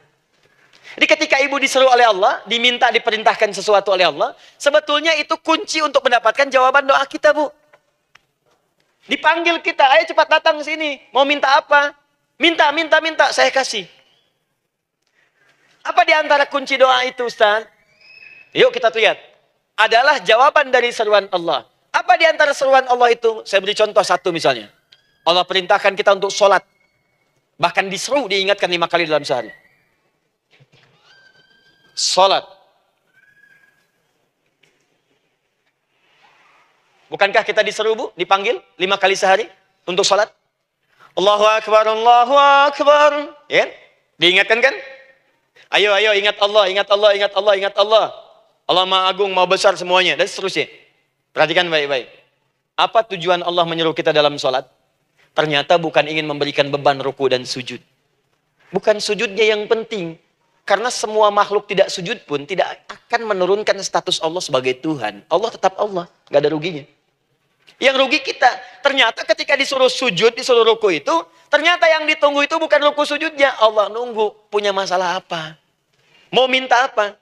Karena itu dalam ilmu fikih, ibu buka semua kitab fikih. Salat itu secara bahasa disebut dengan doa. Nama lain dari doa adalah salat. As-salatu hiya doa. Salat adalah doa. Karena itu semua bacaan dalam salat doa semua. Coba lihat. Baru takbir Allahu Akbar. Doa iftitah. Al-Fatihah doa, Bu. Jangan dikira Al-Fatihah nggak ada doanya. Nih, nanti saya berikan cepat ya. Ini highlight dulu. Dalam sholat itu ada 4 keadaan. Ingat ini baik-baik. Nanti ibu manfaatkan minimal zuhur lakukan. Ada berapa keadaan? 4. Ada 4 posisi, 4 keadaan dalam sholat. Yang kalau ibu berdoa benar, meminta di situ dengan benar, itu seketika akan dikabulkan. Seketika. 1 saat berdiri.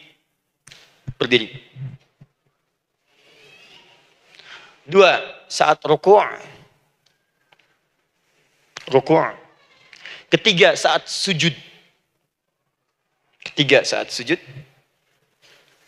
4 sesaat sebelum salam. Berdiri, ruku', sujud, sesaat sebelum salam. Baik, sebelum saya bahas lebih jauh, saya ingin sampaikan dulu. Jadi ternyata ketika kita diminta oleh Allah menunaikan sholat, itulah cara kita memohon, Bu. Itulah waktu kita meminta. Dan dahsyatnya dalam sehari itu 5 kali ditungguin, Bu. Mana ada manusia di muka bumi ini, buka pintu rumahnya 5 kali sehari. Cuma untuk memberikan apa yang dibutuhkan. Sesoleh-solehnya Ustadz, gak ada yang mengatakan, ayo 5 kali sehari datang aja ke rumah saya. Kalau butuh apa-apa, ambil. Butuh kulkas, ambil kulkasnya. Butuh TV, ambil. Gak ada begitu. Allah itu maha baiknya, 5 kali sehari dipanggil. Dari subuh sampai zuhur. Kita bangun tidur aja, punya masalah nggak? Ayo minta. Disuruh sholat 2 rakaat. Dan sholatnya nggak usah banyak-banyak, 2 rakaat aja dulu, supaya nggak ada beban. Itu pun kadang-kadang masih lupa berapa rakaat kita sholat. Ya. Ayo sujud, disuruh minta, punya masalah enggak? Terus dari subuh sampai ke siang, dipanggil lagi. Punya masalah lagi enggak? Disuruh zuhur 4 rakaat. Karena waktunya cukup panjang, suruh 4. Ayo minta. Ada masalah apa? Minta sujud kita. Minta mohon.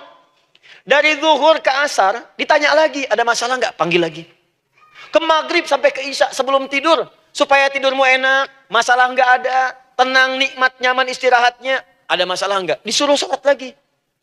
Jadi kalau orang paham sholat itu kunci kebahagiaan, dia akan senang menunaikan sholat.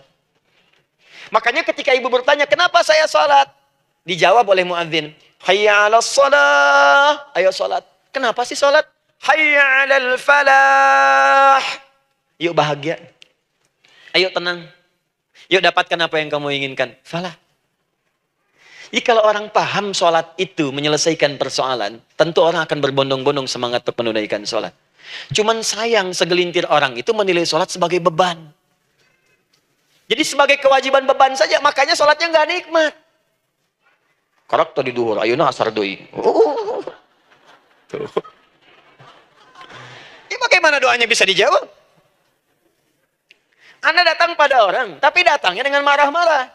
Datangnya dengan mencelanya. Bagaimana dia bisa memberikan kebutuhan Anda? Anda datang pada Allah dengan niat yang tidak ikhlas. Setelah itu kemudian menggunjingkannya, bagaimana bisa dijawab?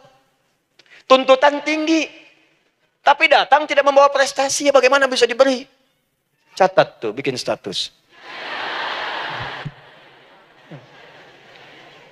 Paham ya? Nah ini bagian pertama. Jadi cara pertama, respon kata Allah, seruan Allah. Rumus pertama sholat. Nah sekarang saya ajarkan lagi. Ini belum selesai nih Bu. Ini panjang bahasannya nih. Sampai jam berapa kita?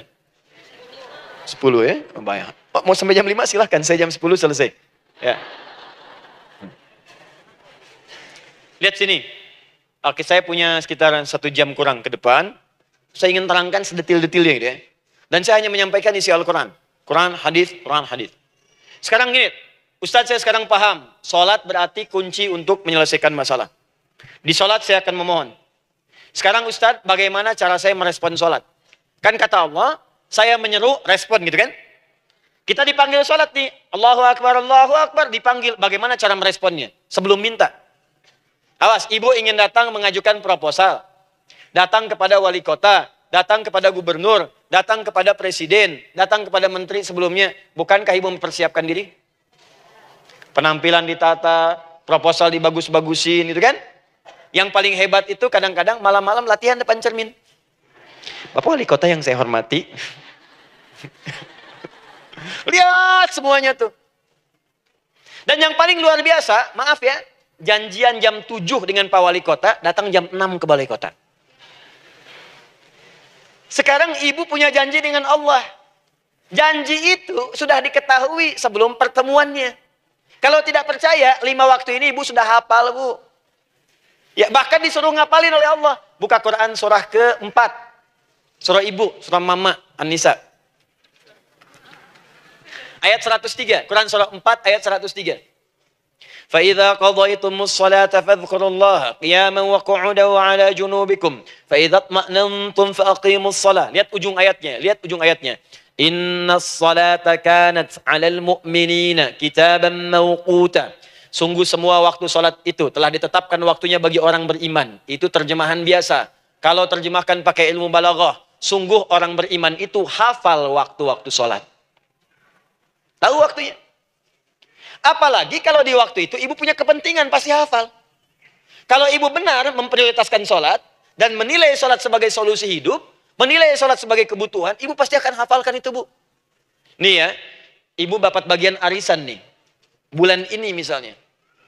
Dan memang bagian jatah ibu. Demi Allah saya katakan, sebulan sebelumnya ibu sudah hafal tanggalnya kapan. Bahkan di kalender tuh diwarnain. Papa, bagian mama nanti bulan ini. Tuh. Dicatat semua. Di tempat siapa, jam berapa. Datang dengan penuh keceriaan dan kebanggaan. Luar biasa. Hanya untuk urusan dunia yang itu habis gitu. Jika dia tidak meninggalkan ibu, ibu yang meninggalkan dia duluan.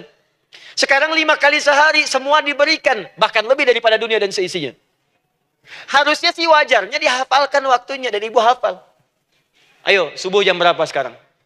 Lihat sini, bukan ke atas. Ditutup tuh. Tuh, sana tuh.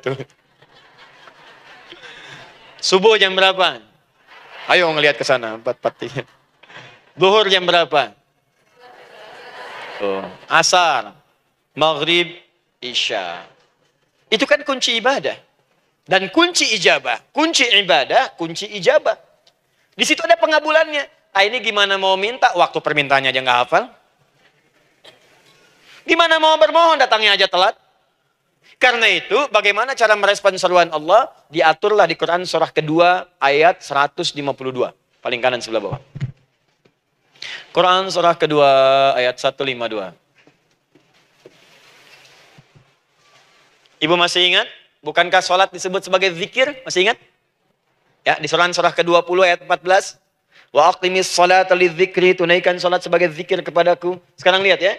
Lihat ketentuan Allahnya. Kalau ibu dipanggil untuk sholat, dipanggil untuk zikir, cepat respon. Ibu cepat respon, Allah pun akan cepat merespon permintaan ibu. Lihat kalimatnya. Fadhkuruni adzkurkum. Fadhkuruni adzkurkum. Kalian mengingat saya, maka saya pun akan ingat dengan kalian.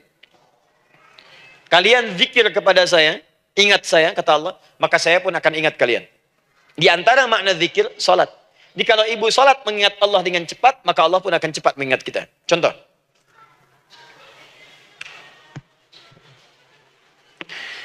Saya ambil waktu subuh misalnya. Di Bandung 4-3-3. 4-4-3. Oh, lihat kesan lagi terjadi perbedaan pendapat. Ya. Ada yang 4-3-3, ada yang 4-3-4, ada yang 4-3-5, dan seterusnya. Yang ambil tengah-tengah lah, 4-3-5 misalnya. Orang 4-3-5. Lihat sini, fokus. Allahu Akbar, Allahu Akbar. 4-3-5. Dipanggil salat, diseru. Kan tadi rumusnya di Quran surah 2 ayat 186. Faliyastajibuli. Kalau diseru cepat jawab, gitu kan?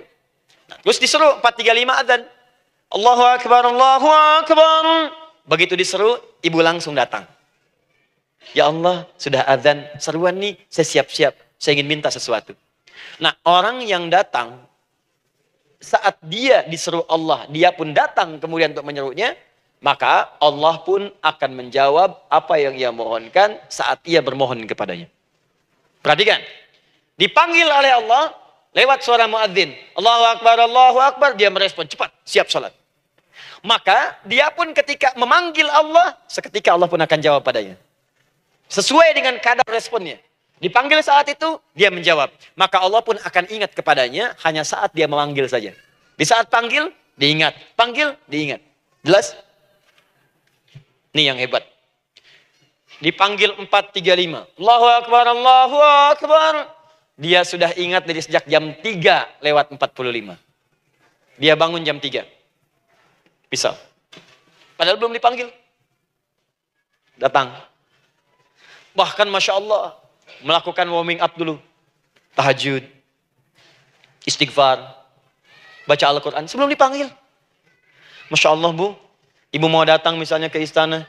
Janjian jam 7, datang jam 6. Di situ ibu kerjakan yang baik-baik dulu. Wah, lihat. Terus kelihatan CCTV kan. Wah, ini orang bagus banget nih. Mulia, bagus. Sampah diambilin, disapu. Kelihatan. Itu ibu belum datang pun udah dipanggil duluan.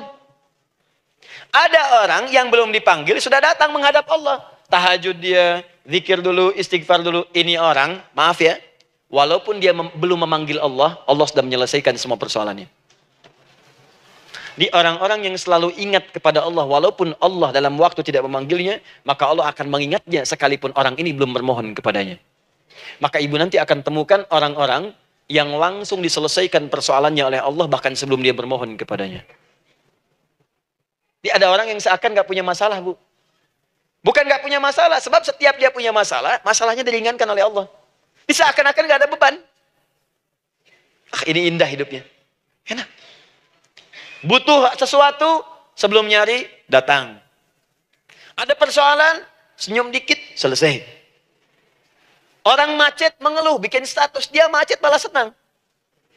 Dan hatinya dilapangkan oleh Allah. Bayangkan ada janji rapat jam 9, setengah 9 masih macet. Diprediksi di Google akan sampai 2 jam lagi. Yang lain mengeluh, telepon sana, telepon sini, ini. Dia enggak aja, lapang aja. Alhamdulillah ya Allah, kasih macet. Morotal, saya mau dengerin surah Al-Baqarah. Buka, hafalin. Partnernya nelpon. Sampai di mana, akhi? Ini sampai di surah Al-Baqarah ayat 186. Tidak ada yang sia-sia dari Allah. Sabar ya di sana. Ya, atau kita bisa koneksikan dari sini, apa yang bisa saya selesaikan sekarang di sini. Sehingga sampai sana kita tinggal kesimpulan saja. Tenang hatinya. Ada berasak, berusuk, gulisah, gini, telepon sana sini, klaksonin. Dasar lampu merah, lama, birunya sebentar. Padahal biru nggak ada, yang ada hijau kan. Jadi kalau sudah begitu enak, Bu. Yang perempuan ada di Quran Maryam. Maryam kan perempuan. Dan Maryam itu bukan nabi, bukan rasul. Ingin memberikan pesan kepada ibu, perempuan dimanapun.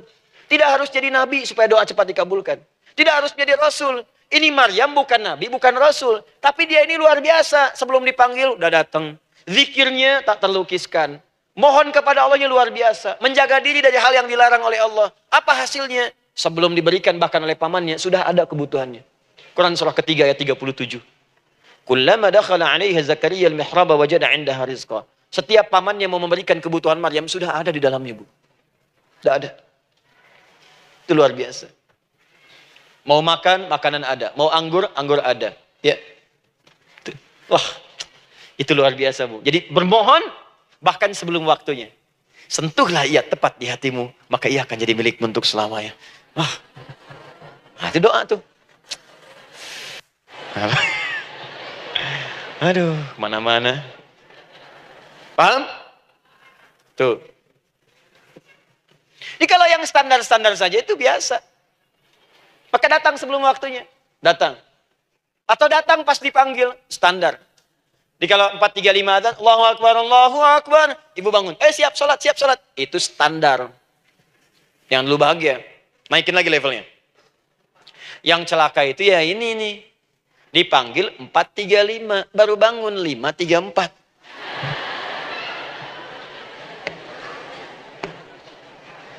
Sholat subuh belum, nuntutnya udah banyak. Ya Allah, kurang apa lagi aku bermohon kepadamu. Sudah aku meminta sekarang, sholat subuh aja belum. Jadi mana keadilannya? Jadi yang pertama, respon seruan Allah, disitulah Allah pun akan cepat merespon apa yang kita kemudian butuhkan. Jadi yang pertama lewat sholat ya Bu ya. Ingat sholat. Dan sholat itu tadi dari 4 posisi saya ajarkan yang pertama saja satu. Supaya nggak terlampau panjang ya.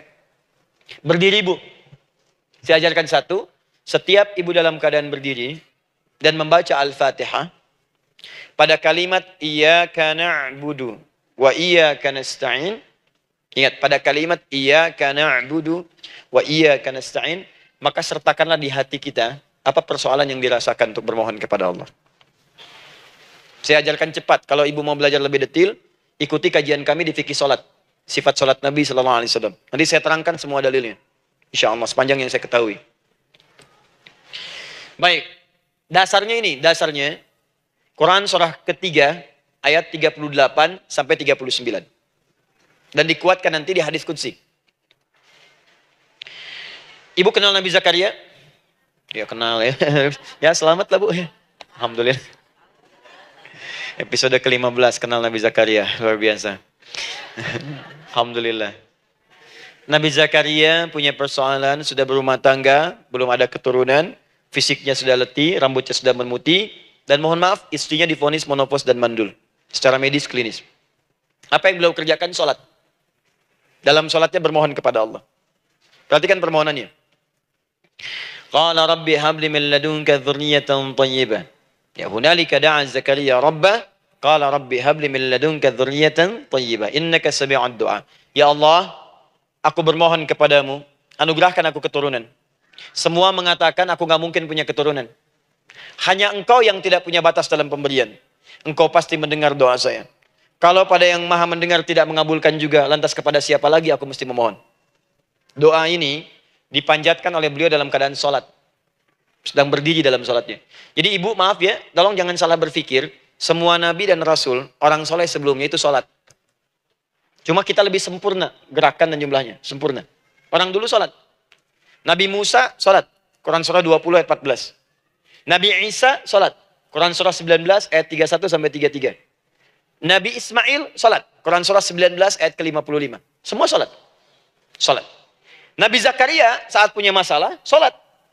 Dalam berdirinya minta dalam salatnya. Dari mana Ustadz taunya beliau minta dalam berdiri dalam salat? Ayat 39-nya baca. Quran surah ketiga ayat 39. Fanadatul malaika, maka doanya itu dijawab oleh Allah. Datang malaikat menyampaikan jawaban. Wa huwa qaimun yusalli fil mihrab. Sedangkan beliau masih berdiri dalam salatnya di mihrab. Masih berdiri dalam salat. Salat. Di dalam salat itu minta. Makanya semua bacaan salat itu permintaan isinya dan dikabulkan oleh Allah.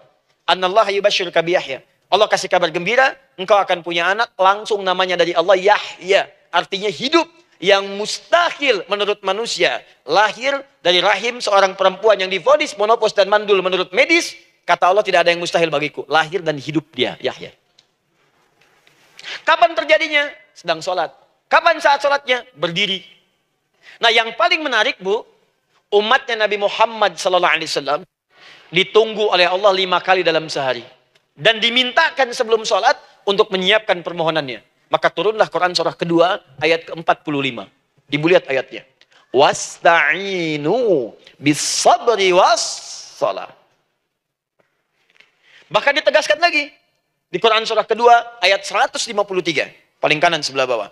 Ya ayyuhalladzina amanu ista'inu bis-sabri was-salah. Yang pertama, nggak pakai panggilan iman. Wasta'inu, kata Allah, hei, kalau kamu punya masalah, jangan mengeluh, jangan berkeluh kesah, jangan terlampau banyak gelisah, cepat siapkan dirimu untuk menunaikan sholat. Siapkan permohonanmu, minta kepada aku lewat sholat. Kalau belum yakin, disebutkan imannya. Ya ayyuhalladzina amanu, hei orang-orang yang masih merasa punya iman, katanya punya iman. Jadi kalau ibu nggak mau minta lewat sholat, dipertanyakan imannya. Kamu punya iman nggak? Kata Allah. Yakin nggak dengan saya? Kalau punya masalah jangan mengeluh. Datang pada saya minta. Lewat sholat, saya panggil sholat minta. Kalau masih merasa punya iman. Tuh, iman kita tuh dipertaruhkan di situ. Nah sekarang, saya berikan rumus bahasanya. Allah memanggil kita dengan bentuk jama, perintah jama. Wasta'inu. Wasta'inu. Itu bentuk perintah. Wasta'inu, bentuk perintah.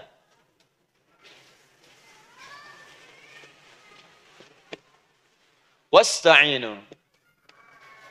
Dan jika kalian, perhatikan cara menerjemahkannya, dan jika kalian punya persoalan dalam hidup, punya kebutuhan, maka bergegaslah siapkan dirimu untuk minta kepadaku solusi. Wasta'inu, dan mintalah oleh kalian pertolongan, solusi.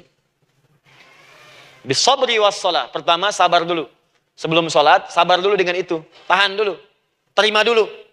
Jangan mengeluh, terima dulu. Nanti dalam sholat minta solusi. Itu maksudnya. Punya masalah sekarang, jam 9 lewat. Sabar, tahan dulu. Koreksi diri, istighfar. Nanti zuhur minta. Atau duha sekarang sholat. Datang ke masjid, sholat duha minta. Tahiyatul masjid minta sekarang. Sabar. Ini sabar, terima dulu. Jangan mengeluh, sabar. Ingat, terima, sabar. Karena Allah mustahil memberikan ujian masalah kalau kita tidak sanggup menerimanya. La yukallifullahu nafsan illa. Saya sering katakan, Bu, ya, maaf kalau kalimat ini mungkin kurang berkenan, tapi kalimat ini nyata. Kalau ibu sekarang punya masalah seberat apapun, itu artinya hanya ibu yang sanggup untuk menerimanya. Saya tidak. Betul, karena itu persoalan itu dititipkan kepada ibu, bukan kepada seorang bernama Adi Hidayat. Ibu yang dipercaya. Ya, ibu dipercaya oleh Allah. Kenapa ibu tidak yakin dengan itu? Karena cuma ibu yang bisa mengatasi. Ibu yang mampu, saya tidak. Karena itu dititipkan pada ibu. Kaidahnya, la yukallifullahu nafsan illa wus'aha. Allah nggak akan berikan beban, ujian, masalah. Kalau dia nggak mampu. Artinya kalau saya nggak mampu, saya nggak dikasih. Ibu mampu, ibu diberi. Jangan mengeluh. Kenapa mesti saya, ya Allah? Kamu mampu. Ya Allah, why me? Why not? Kamu yang bisa. Nah sekarang, wassalah setelah terima itu, tapi juga jangan terlampau kepedean. Memang cuma saya yang mampu ya, bikin status. Kemudian sholat, kita akan katakan, ya Allah, Engkau perintahkan saya untuk minta tolong. Sekarang saya akan minta kepadamu. Lalu kita katakan, maaf ya, ya Allah, saya sekarang punya masalah, saya ingin bermohon kepadamu, saya ingin minta kepadamu ya Allah, saya mohon ya Allah. Maaf Bu ya, maaf ya, sebentar. Ibu kalau punya masalah sedikit atau banyak? Banyak. Yang punya masalah ibu saja atau anak juga punya masalah? Kadang-kadang, bukankah anak yang punya masalah ibu yang minta? Bukankah suami yang punya persoalan ibu yang bermohon? Iya kan? Karena itu, kalau kita ingin memohon kepada Allah dengan persoalan yang kompleks mewakili yang banyak, maka pertama kalimatnya diawali dengan huruf na. Berarti kami, kita, semua. Jelas ya? Nah, ibu ingin robah kalimatnya minta tolong. Kata Allah, minta kepadaku pertolongan. Wasta'inu. Ibu ingin robah menjadi bentuk permintaan. Rubah kalimatnya menjadi nasta'in. Nasta'in. Nasta'in.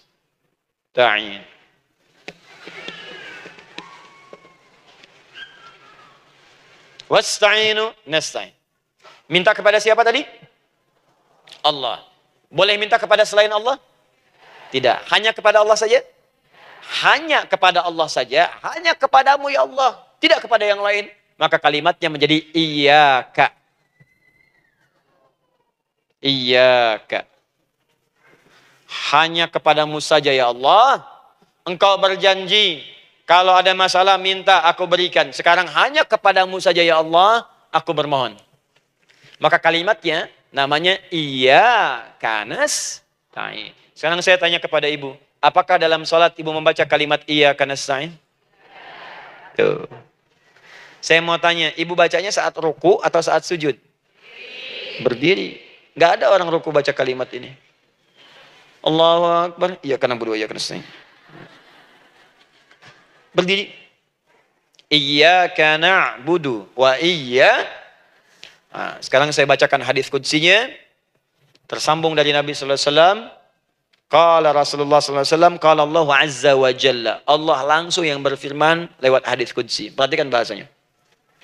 Qasamtus shalah baini wa baina 'abdi. Saya bagi dalam salat itu dua bagian, antara hak aku dan hak hambaku. Wali 'abdi ma sa'ala. Dan jika benar hambaku menunaikan kewajibannya dengan baik, menjaga hak-hak aku, maka pada saat itu, apapun yang dia minta dalam sholat, aku akan berikan. Apapun. Kapan itu terjadi? Perhatikan kalimatnya. Idza qala al-'abdu. Kalau hamba mulai membaca dalam sholatnya. Alhamdulillahi rabbil alamin. Alhamdulillahi rabbil alamin. Qala Allah azza wa jalla, seketika Allah menjawab. Hamadani abdi, hambaku sedang memujiku. Ibu ingat baik-baik Bu ya. Ingat baik-baik. Setiap ibu baca Al-Fatihah dalam sholat itu Allah memperhatikan. Dan menjawab bacaan ibu. Tadi, masih ingat ketika saya katakan, wa idza sa'alaka ibadi anni fa inni qarib, Allah itu dekat. Ya. Wa idza qala al-'abdu ar-rahmanir rahim, kalau hamba melanjutkan ar-rahmanir rahim, qala Allah azza wa jalla, Allah langsung menjawab, athna alayya 'abdi, hambaku sedang menyanjungku. Wa idza qala al-'abdu maliki yaumiddin, ketika hamba berkata maliki yaumiddin, qala Allah azza wa jalla, Allah menjawab majjadani 'abdi, hambaku sedang mengagungkanku. Sekarang perhatikan kalimat ini. Wa idza qala al-'abdu, jika seorang hamba berkata iyyaka na'budu wa iyyaka nasta'in, ya Allah, sekarang hamba salat ibadah atas perintahmu. Dan hamba minta ya Allah, hamba punya masalah. Hamba punya persoalan dan kau janjikan minta dalam sholat.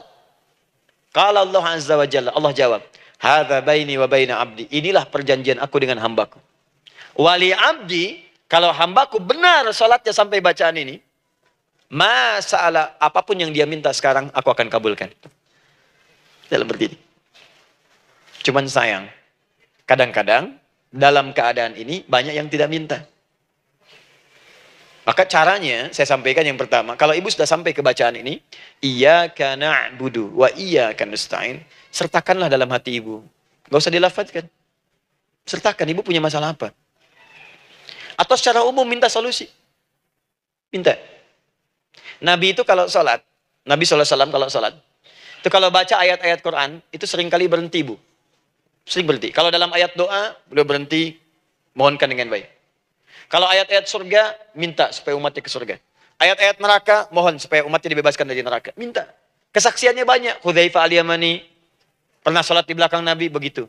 Abdullah bin Mas'ud radhiyallahu ta'ala anhu salat di belakang Nabi, begitu. Ubay bin Ka'ab radhiyallahu ta'ala anhu salat di belakang Nabi begitu. Di kesaksian mereka sama semua. Makanya seringkali itu nggak sadar, enak salat dengan Nabi itu. Nyaman. Kalau baca ayat surga seakan-akan pengen cepat ke surga. Kalau baca ayat doa berdoa, jadi nggak sadar. Rakaat pertama 100 ayat aja Al-Baqarah. Ya, kadang-kadang lewat ke Ali Imran. Pernah rekornya 5 juz 4 halaman. An-Nisa ayat 176 baru berhenti. Ya walaupun besoknya nggak pada ikutan lagi. Ya, karena merasa ini kapan rukunya gitu. Sekarang atau nanti, sekarang atau nanti. Tapi enak. Nah saya ajarkan satu hal. Kalau kita sampai pada bacaan Al-Fatihah tadi, jeda sejenak Bu, rasakan itu, minta. Minta. Setelah itu, Allah ajarkan satu lafaz. Kalau lafaz ini benar dibacakan oleh ibu, benar dibacakan, maka seketika doa akan dijawab. Langsung dikabulkan. Apa bacaan itu? Nanti dalam pelajaran selanjutnya kita akan bahas ya, insya Allah. Masih ada waktu? Oh ya, kalau masih kita bahas ya. Masih. Ada sesi mau jawab pertanyaan dulu, diskusi dulu, atau saya teruskan sebentar?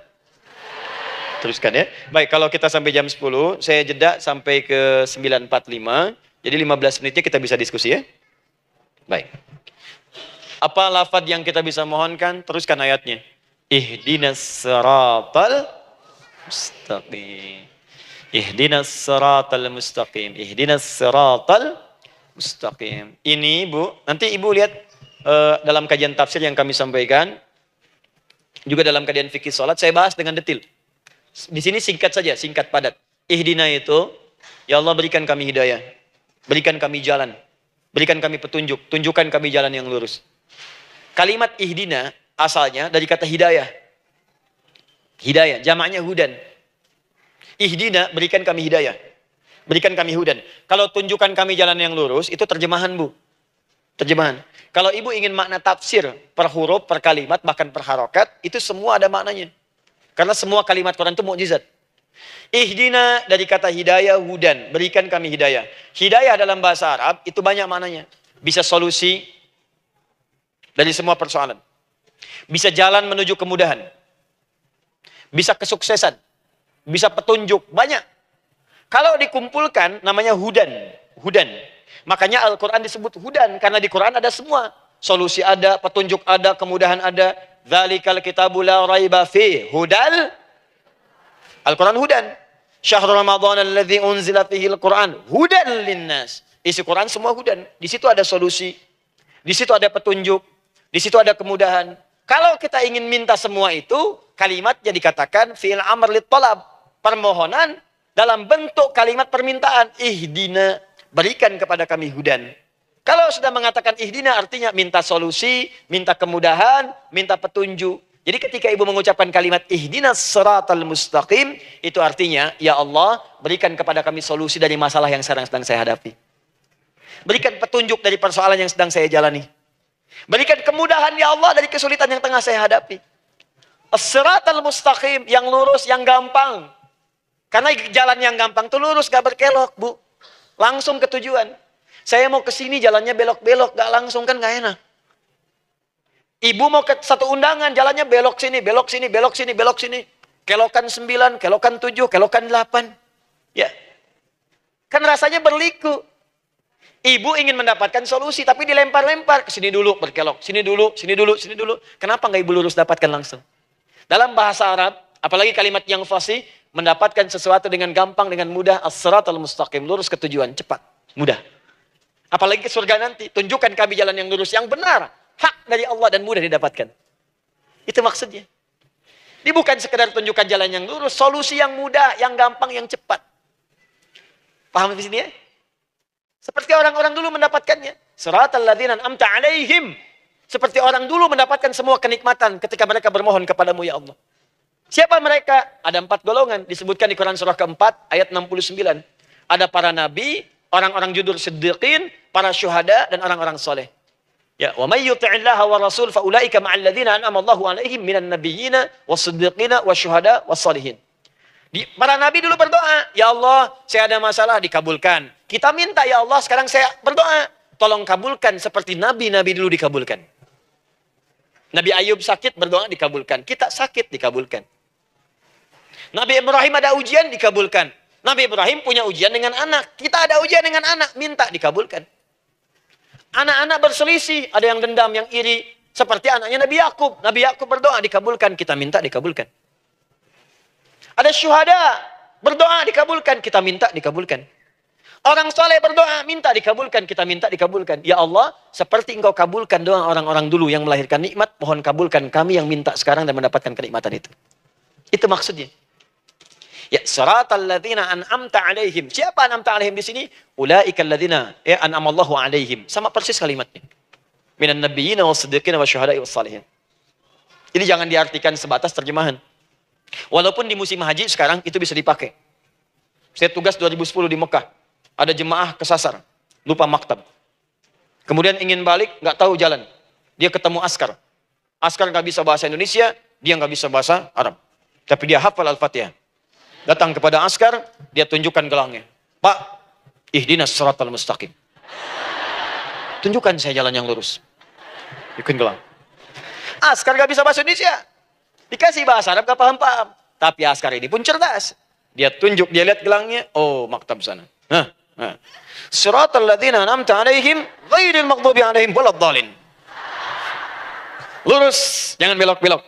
Kalau belok nanti engkau tersesat atau dicaci maki orang. Maghdub ya dicela orang. Dhalin tersesat, kan? Jangan dicela, jangan sesat, lurus. Tapi kalau dalam berdoa dalam sholat minta di hati hadirkan. Jelas ya? Itu posisi pertama. Jadi pertama minta lewat sholat. Yang kedua cepat rajin istighfar, Bu. Saya cepat ya, rajin istighfar. Masih ada 7 menit lagi. Ibu rajin istighfar.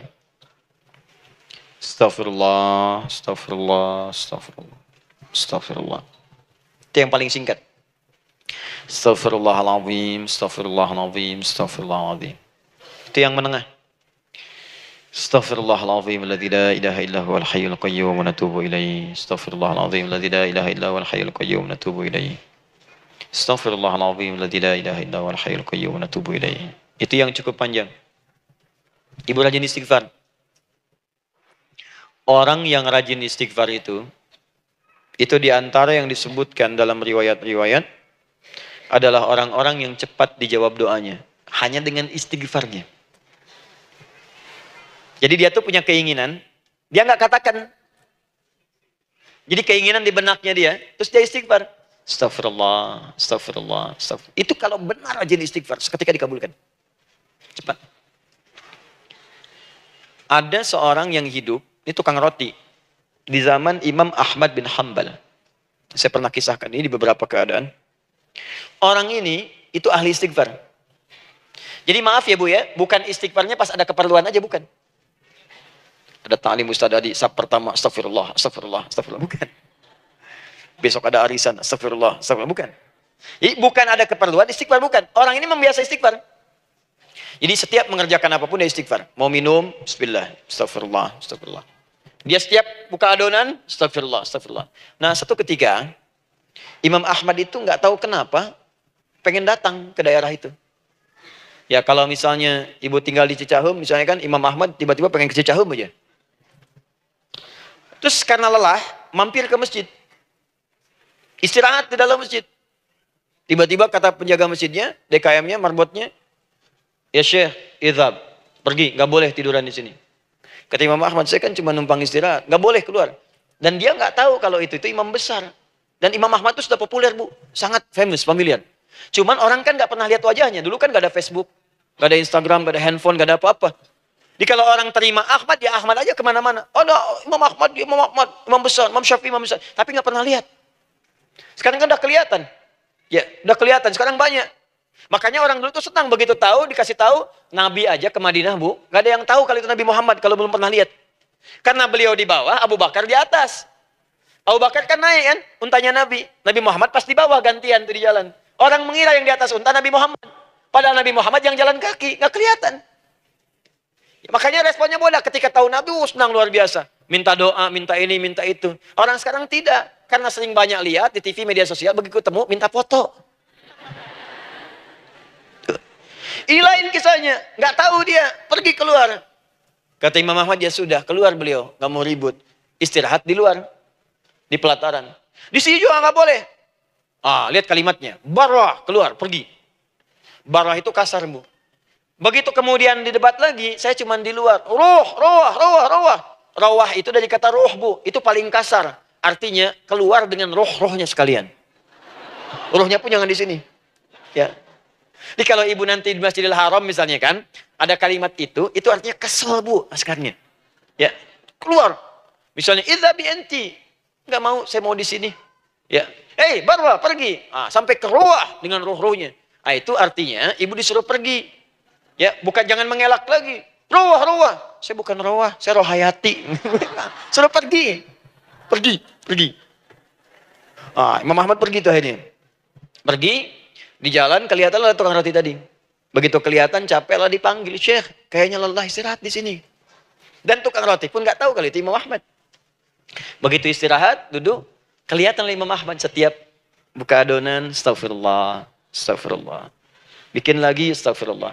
Imam Ahmad tahu faidah itu. Tapi ingin menguji tukang roti ini, ditanya. Ya akhi, kamu ini kenapa setiap Anda menanak adonan itu, tepung itu, Anda mengucapkan istighfar, astagfirullah. Perhatikan jawabannya. Wallahi demi Allah, tidak pernah saya beristighfar dalam setiap aktivitas saya, kecuali Allah selalu mengabulkan doa yang saya mohonkan. Di setiap minta, astagfirullah, itu dikabulkan. Cuman satu yang sampai sekarang belum terkabul. Apa itu kata Imam Ahmad? Saya ini selalu bermohon kepada Allah, ya Allah, mohon sebelum saya wafat atau setelah ia wafat, pertemukan saya ya Allah dengan Imam Ahmad bin Hambal. Sebelum saya yang wafat atau Imam Ahmad. Kata Imam Ahmad, astagfirullah. Allahu Akbar. Itu mungkin yang memperjalankan saya kemari. Tiba-tiba pengen ke sini, sampai diusir keluar dari rumah Allah dari masjid, sampai di sini karena istighfar Anda. Sayalah Imam Ahmad bin Hambal. Astagfirullah. Imam Ahmad ke situ datang. Tolong jangan lakukan pada saya. Salah di hidayat ya Allah. Astagfirullah. Saya jawab lagi dari sana. La haula wala quwata illa billah. Ini istighfar. Nah, kapan istighfar yang baik? Istighfar yang baik dilakukan setelah tahajud sebelum fajar. Saya ulang ya. Setelah tahajud sebelum fajar. Dalilnya Quran surah ke-51 ayat 18. Baca dari ayat 15 sampai 18-nya. Jadi ibu kalau mau seperti itu, rajin tahajud dulu, Bu. Tahajud. Setelah itu biasakan istighfar. Itu latihan dulu, itu baru latihan. Ingat ya, istighfar menjelang fajar di waktu sahar, itu baru latihan. Astagfirullah. Nanti kalau sudah banyak latihan, ibu akan refleks. Mau duduk, masuk mobil, astagfirullah. Duduk mau makan, astagfirullah. Ya, kadang-kadang ibu mau ambil handphone, astagfirullah. Itu refleks di lisan kita keluar. Ahli istighfar itu nggak direncanakan keluar di lisannya. Astagfirullah. Kalau sudah seperti itu, berbahagialah. Karena apapun kadang ibu inginkan, sepanjang itu ibu butuhkan, seketika dikabulkan. Ya. Yang ketiga, yang terakhir. Sudah 9:45, boleh sedikit? Ya, yang terakhir ya. Terakhir. Jangan khawatir, setelah ini selesai. Jangan khawatir. Yang ketiga, ini amalan yang paling dahsyat. Jadi yang pertama, minta, dikabulkan. Yang kedua, baru istighfar, dikabulkan. Yang ketiga, nggak ngapa-ngapain, dijawab. Tuh. Artinya baru terbersit. Ada keinginan, jawab seketika. Amalan yang ketiga ini adalah amalan yang dikerjakan karena cinta kepada Allah Subhanahu wa Ta'ala. Mahabbatillah, kecintaan kepada Allah. Amalan yang dikerjakan karena cinta kepada Allah Subhanahu wa Ta'ala.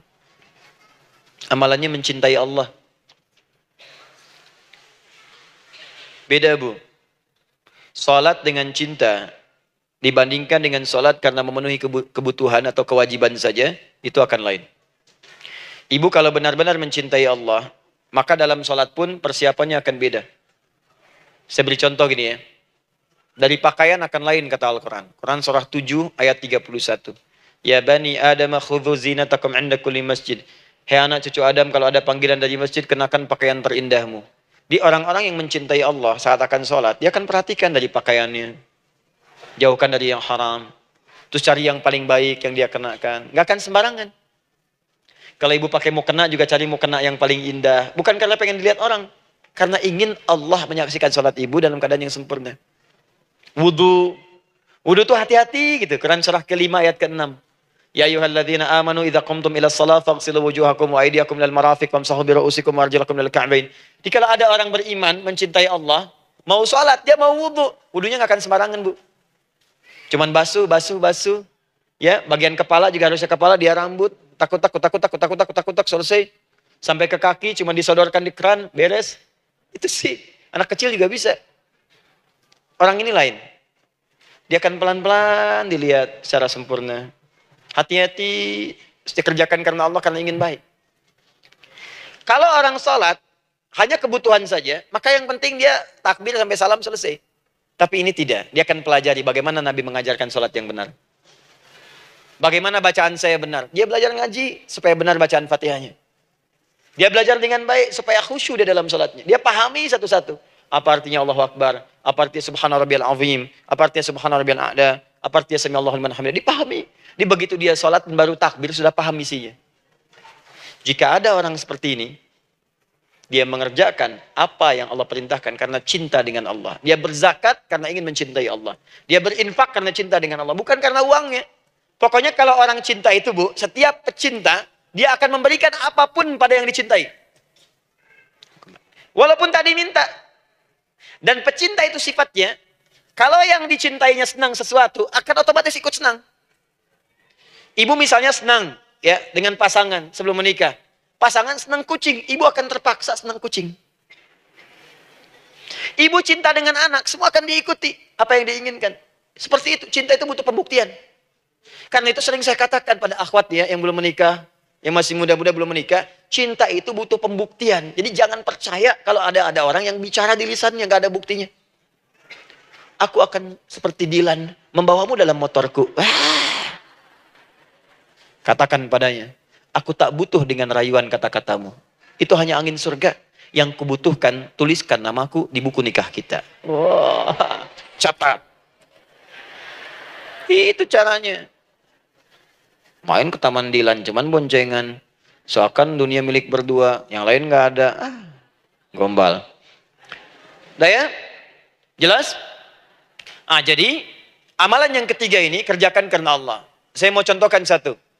Ibu pernah dengar Imam Malik bin Anas? Pernah ya? Gurunya Al-Imam Asy-Syafi'i, Imam Malik bin Anas, lahir di kisaran tahun 94-95 Hijrah. Siap, Kang Dan.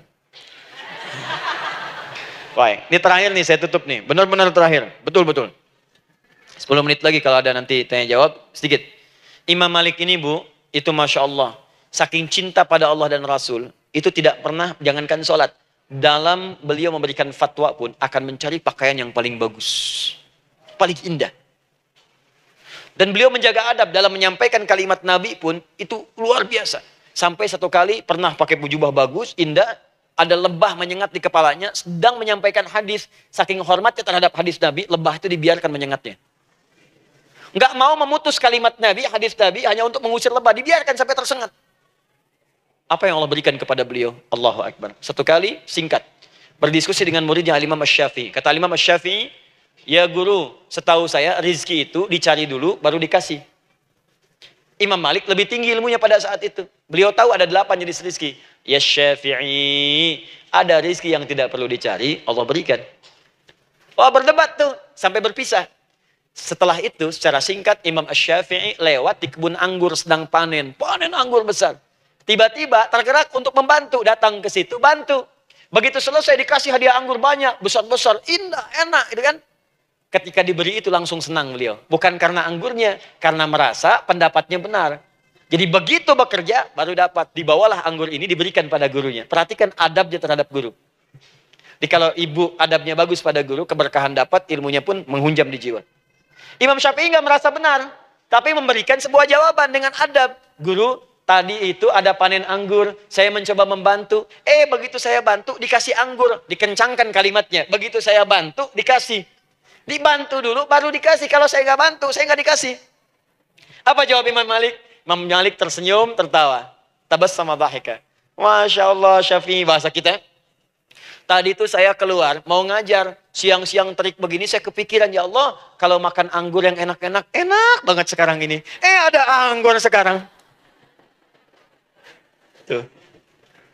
Murid berikhtiar, guru mendapatkan hasil. Setelah itu Asy-Syafi'i naik dan jadi bintang di zamannya, sampai kekinian pun luar biasa. Dan mendapatkan barakah gurunya, seperti gurunya dapatkan, muridnya pun meraihnya. Itulah 3 cara bagi kita untuk bermohon kepada Allah. Jika ingin dipercepat oleh Allah, bisa lewat salat, bisa lewat istighfar, bisa juga dengan menciptakan amalan-amalan, atau mengikuti amalan-amalan yang dicintakan atau ditujukan untuk mencintai Allah Subhanahu wa taala. Ibu bisa paham ini? Baik. Kemudian berdoa. Tapi yang jadi masalah, Ustadz ketika berdoa, kok belum dikabulkan juga? Apa ciri doa dikabulkan? Seperti apa kita tahu doa kita dikabulkan? Itu mungkin kita bahas di episode yang berbeda insyaallah.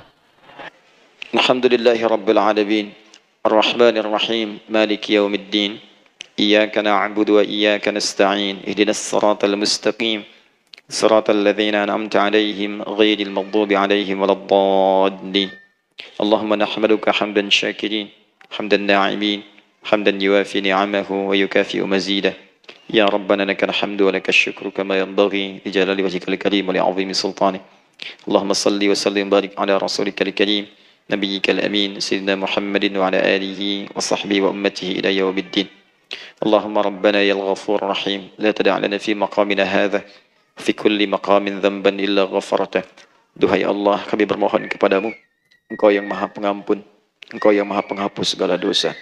Kami mengakui kami berbuat salah, kami mengakui banyak dosa kami kumpulkan, maka kami mohon kepadamu ya Allah, jangan biarkan ada satu orang pun berada di sekitaran majlis ta'lim ini, kecuali sebelum ia pulang Engkau telah ampuni segala dosa-dosanya. Engkau telah gugurkan dan hapuskan segala dosa-dosanya. Wala hamman illa farajtah. Ya Allah, jika ada satu orang pun di antara jamaah saat ini yang merasakan kegelisahan dalam hatinya, jangan biarkan dia meninggalkan area majlis ta'lim ini, kecuali Engkau telah tenangkan keadaan hatinya. Allahumma wala maridan illa syafaitah. Jika ada di antara kami yang tengah Engkau uji dengan penyakit seberat apapun, maka mohon angkat dan sembuhkan segala penyakitnya. Allahumma wala dainan illa qadaitah.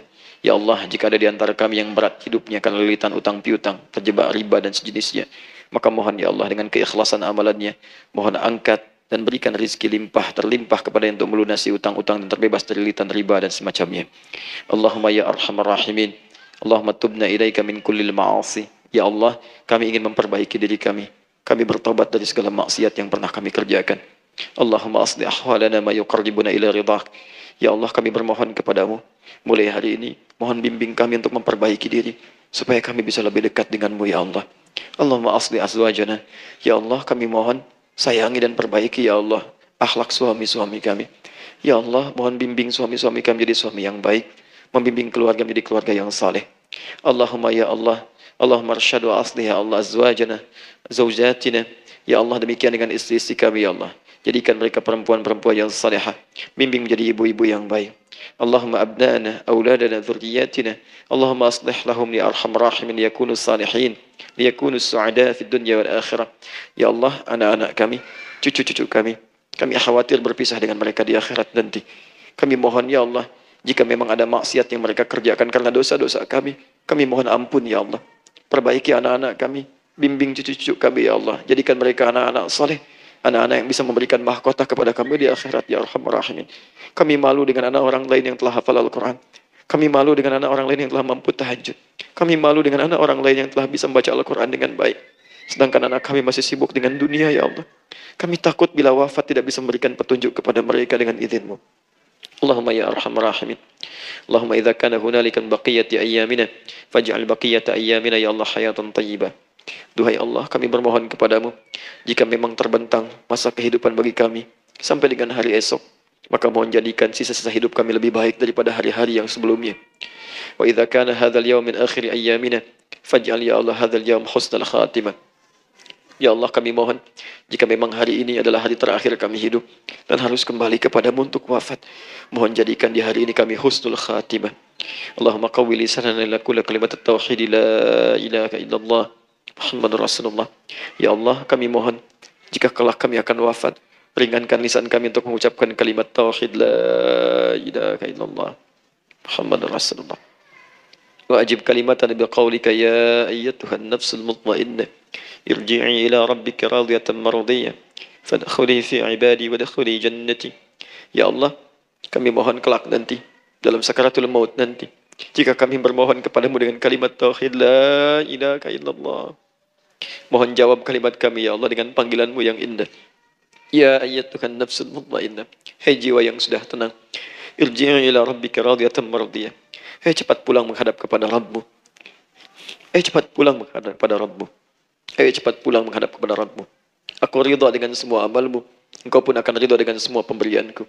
Adkhuli fi ibadi wadkhuli jannati. Engkau aku masukkan dalam golongan hambaku, aku siapkan surga untuk menyambutmu. Allahumma ishtaqna bi Rasulillah sallallahu alaihi wasallam. Ya Allah, kami rindu sekali dengan Rasulullah sallallahu alaihi wasallam. Lam na'ish ma'ahu fil hayat wa lam narahu fil manam. Kami belum pernah hidup bersama beliau di dunia, tidak mampu menatapnya di alam mimpi. Maka mohon ya Allah, jangan biarkan kami berpisah dengan Rasulullah di akhirat nanti ya Rabbal Alamin. Jumpakan kami dengan Rasulullah di Taman Firdaus yang paling indah. Allahumma ya arhamar rahimin. Allahumma rizqna yusra ya Allah. Likullil hujjaj. Ya Allah, anugerahkan kemudahan, kelapangan kepada para jemaah haji yang berhaji tahun ini ya arhamar rahimin. Allahumma taqabbal minhum ya Allah hajjahum, sa'yahum sa'yan mashkura, wa dhanbahum dhanban maghfura, wa tijaratahum tijaratan lan tabur. Ya Allah, jangan sia-siakan pengorbanan fisik mereka, biaya mereka, waktu mereka, tenaga mereka, emosi mereka. Terima haji mereka ya Allah. Jadikan sa'i mereka berhasil, tawaf mereka benar. Jadikan seluruh manasik yang Engkau ridhai ya arhamar rahimin. Allahumma ya Allah, rizqan hasanan tayyiban liyahujju kulla man lam yahujj ya arhamar rahimin. Ya Allah, bagi kawan-kawan kami, kerabat kami, saudara kami, tetangga kami yang belum berhaji, maka anugerahkan kemudahan bagi mereka untuk berhaji ya Allah. Anugerahkan kelapangan untuk berhaji ya Allah. Sekalipun memang tidak terbuka kesempatan itu, maka mohon anugerahkan sifat mabrur kepada kami, sekalipun tidak mendapati ibadahnya. Allahumma ya arhamar rahimin. Allahumma rizqna ya Allah nikmatan salihah. Ya Allah, anugerahkan kepada kami nikmat untuk menjadi orang saleh di dunia dan kembali kepadamu di akhirat dalam keadaan saleh. Alhiqna bis salihin ma'al ladzina an'amta 'alaihim minan nabiyyina was-siddiqina wasyuhada was-salihin wa hasuna ulaika rafiqa. Ya Allah, kumpulkan kelak kami di surga dengan para nabi, orang-orang saleh, para syuhada, orang-orang yang benar di hadapanmu. Itulah nikmat terbaik yang mampu kami dapatkan. Allahumma ya Rabb, Allahumma aslih Allah qulubana, ati anfusana taqwaha, wa zakkiha anta khairu man zakkaha, anta waliyuha wa maulaha. Ya Allah, jika memang kami telah Engkau anggap baik sampai dengan pagi hari ini, maka mohon jaga kami dalam keadaan baik sampai wafat ya Allah. Berikan kami kekuatan untuk istiqamah, jauhkan kami dari pengaruh nafsu ya arhamar rahimin. Ya Allah, jika ada saat ini orang-orang yang menyakiti kami ya Allah, berkhianat kepada kami ya Allah, menzalimi kami, maka mohon ampuni dosa mereka ya Allah. Maafkan mereka ya Allah. Bimbing mereka untuk sadar dan bertobat ya Allah. Titipkan dalam jiwa kami sifat untuk saling menyayangi ya Allah. Titipkan dalam jiwa kami sifat untuk saling memaafkan ya Allah. Titipkan dalam jiwa kami sifat untuk bisa memperhatikan ya Allah. Allahumma ya Rabb, Rabbana atina fid dunya hasanah wa fil akhirati hasanah wa qina adzabannar. Bifadlika subhana rabbika rabbil izzati amma yasifun. Wassalamun alal mursalin wa akhiru da'wana alhamdulillahi rabbil alamin.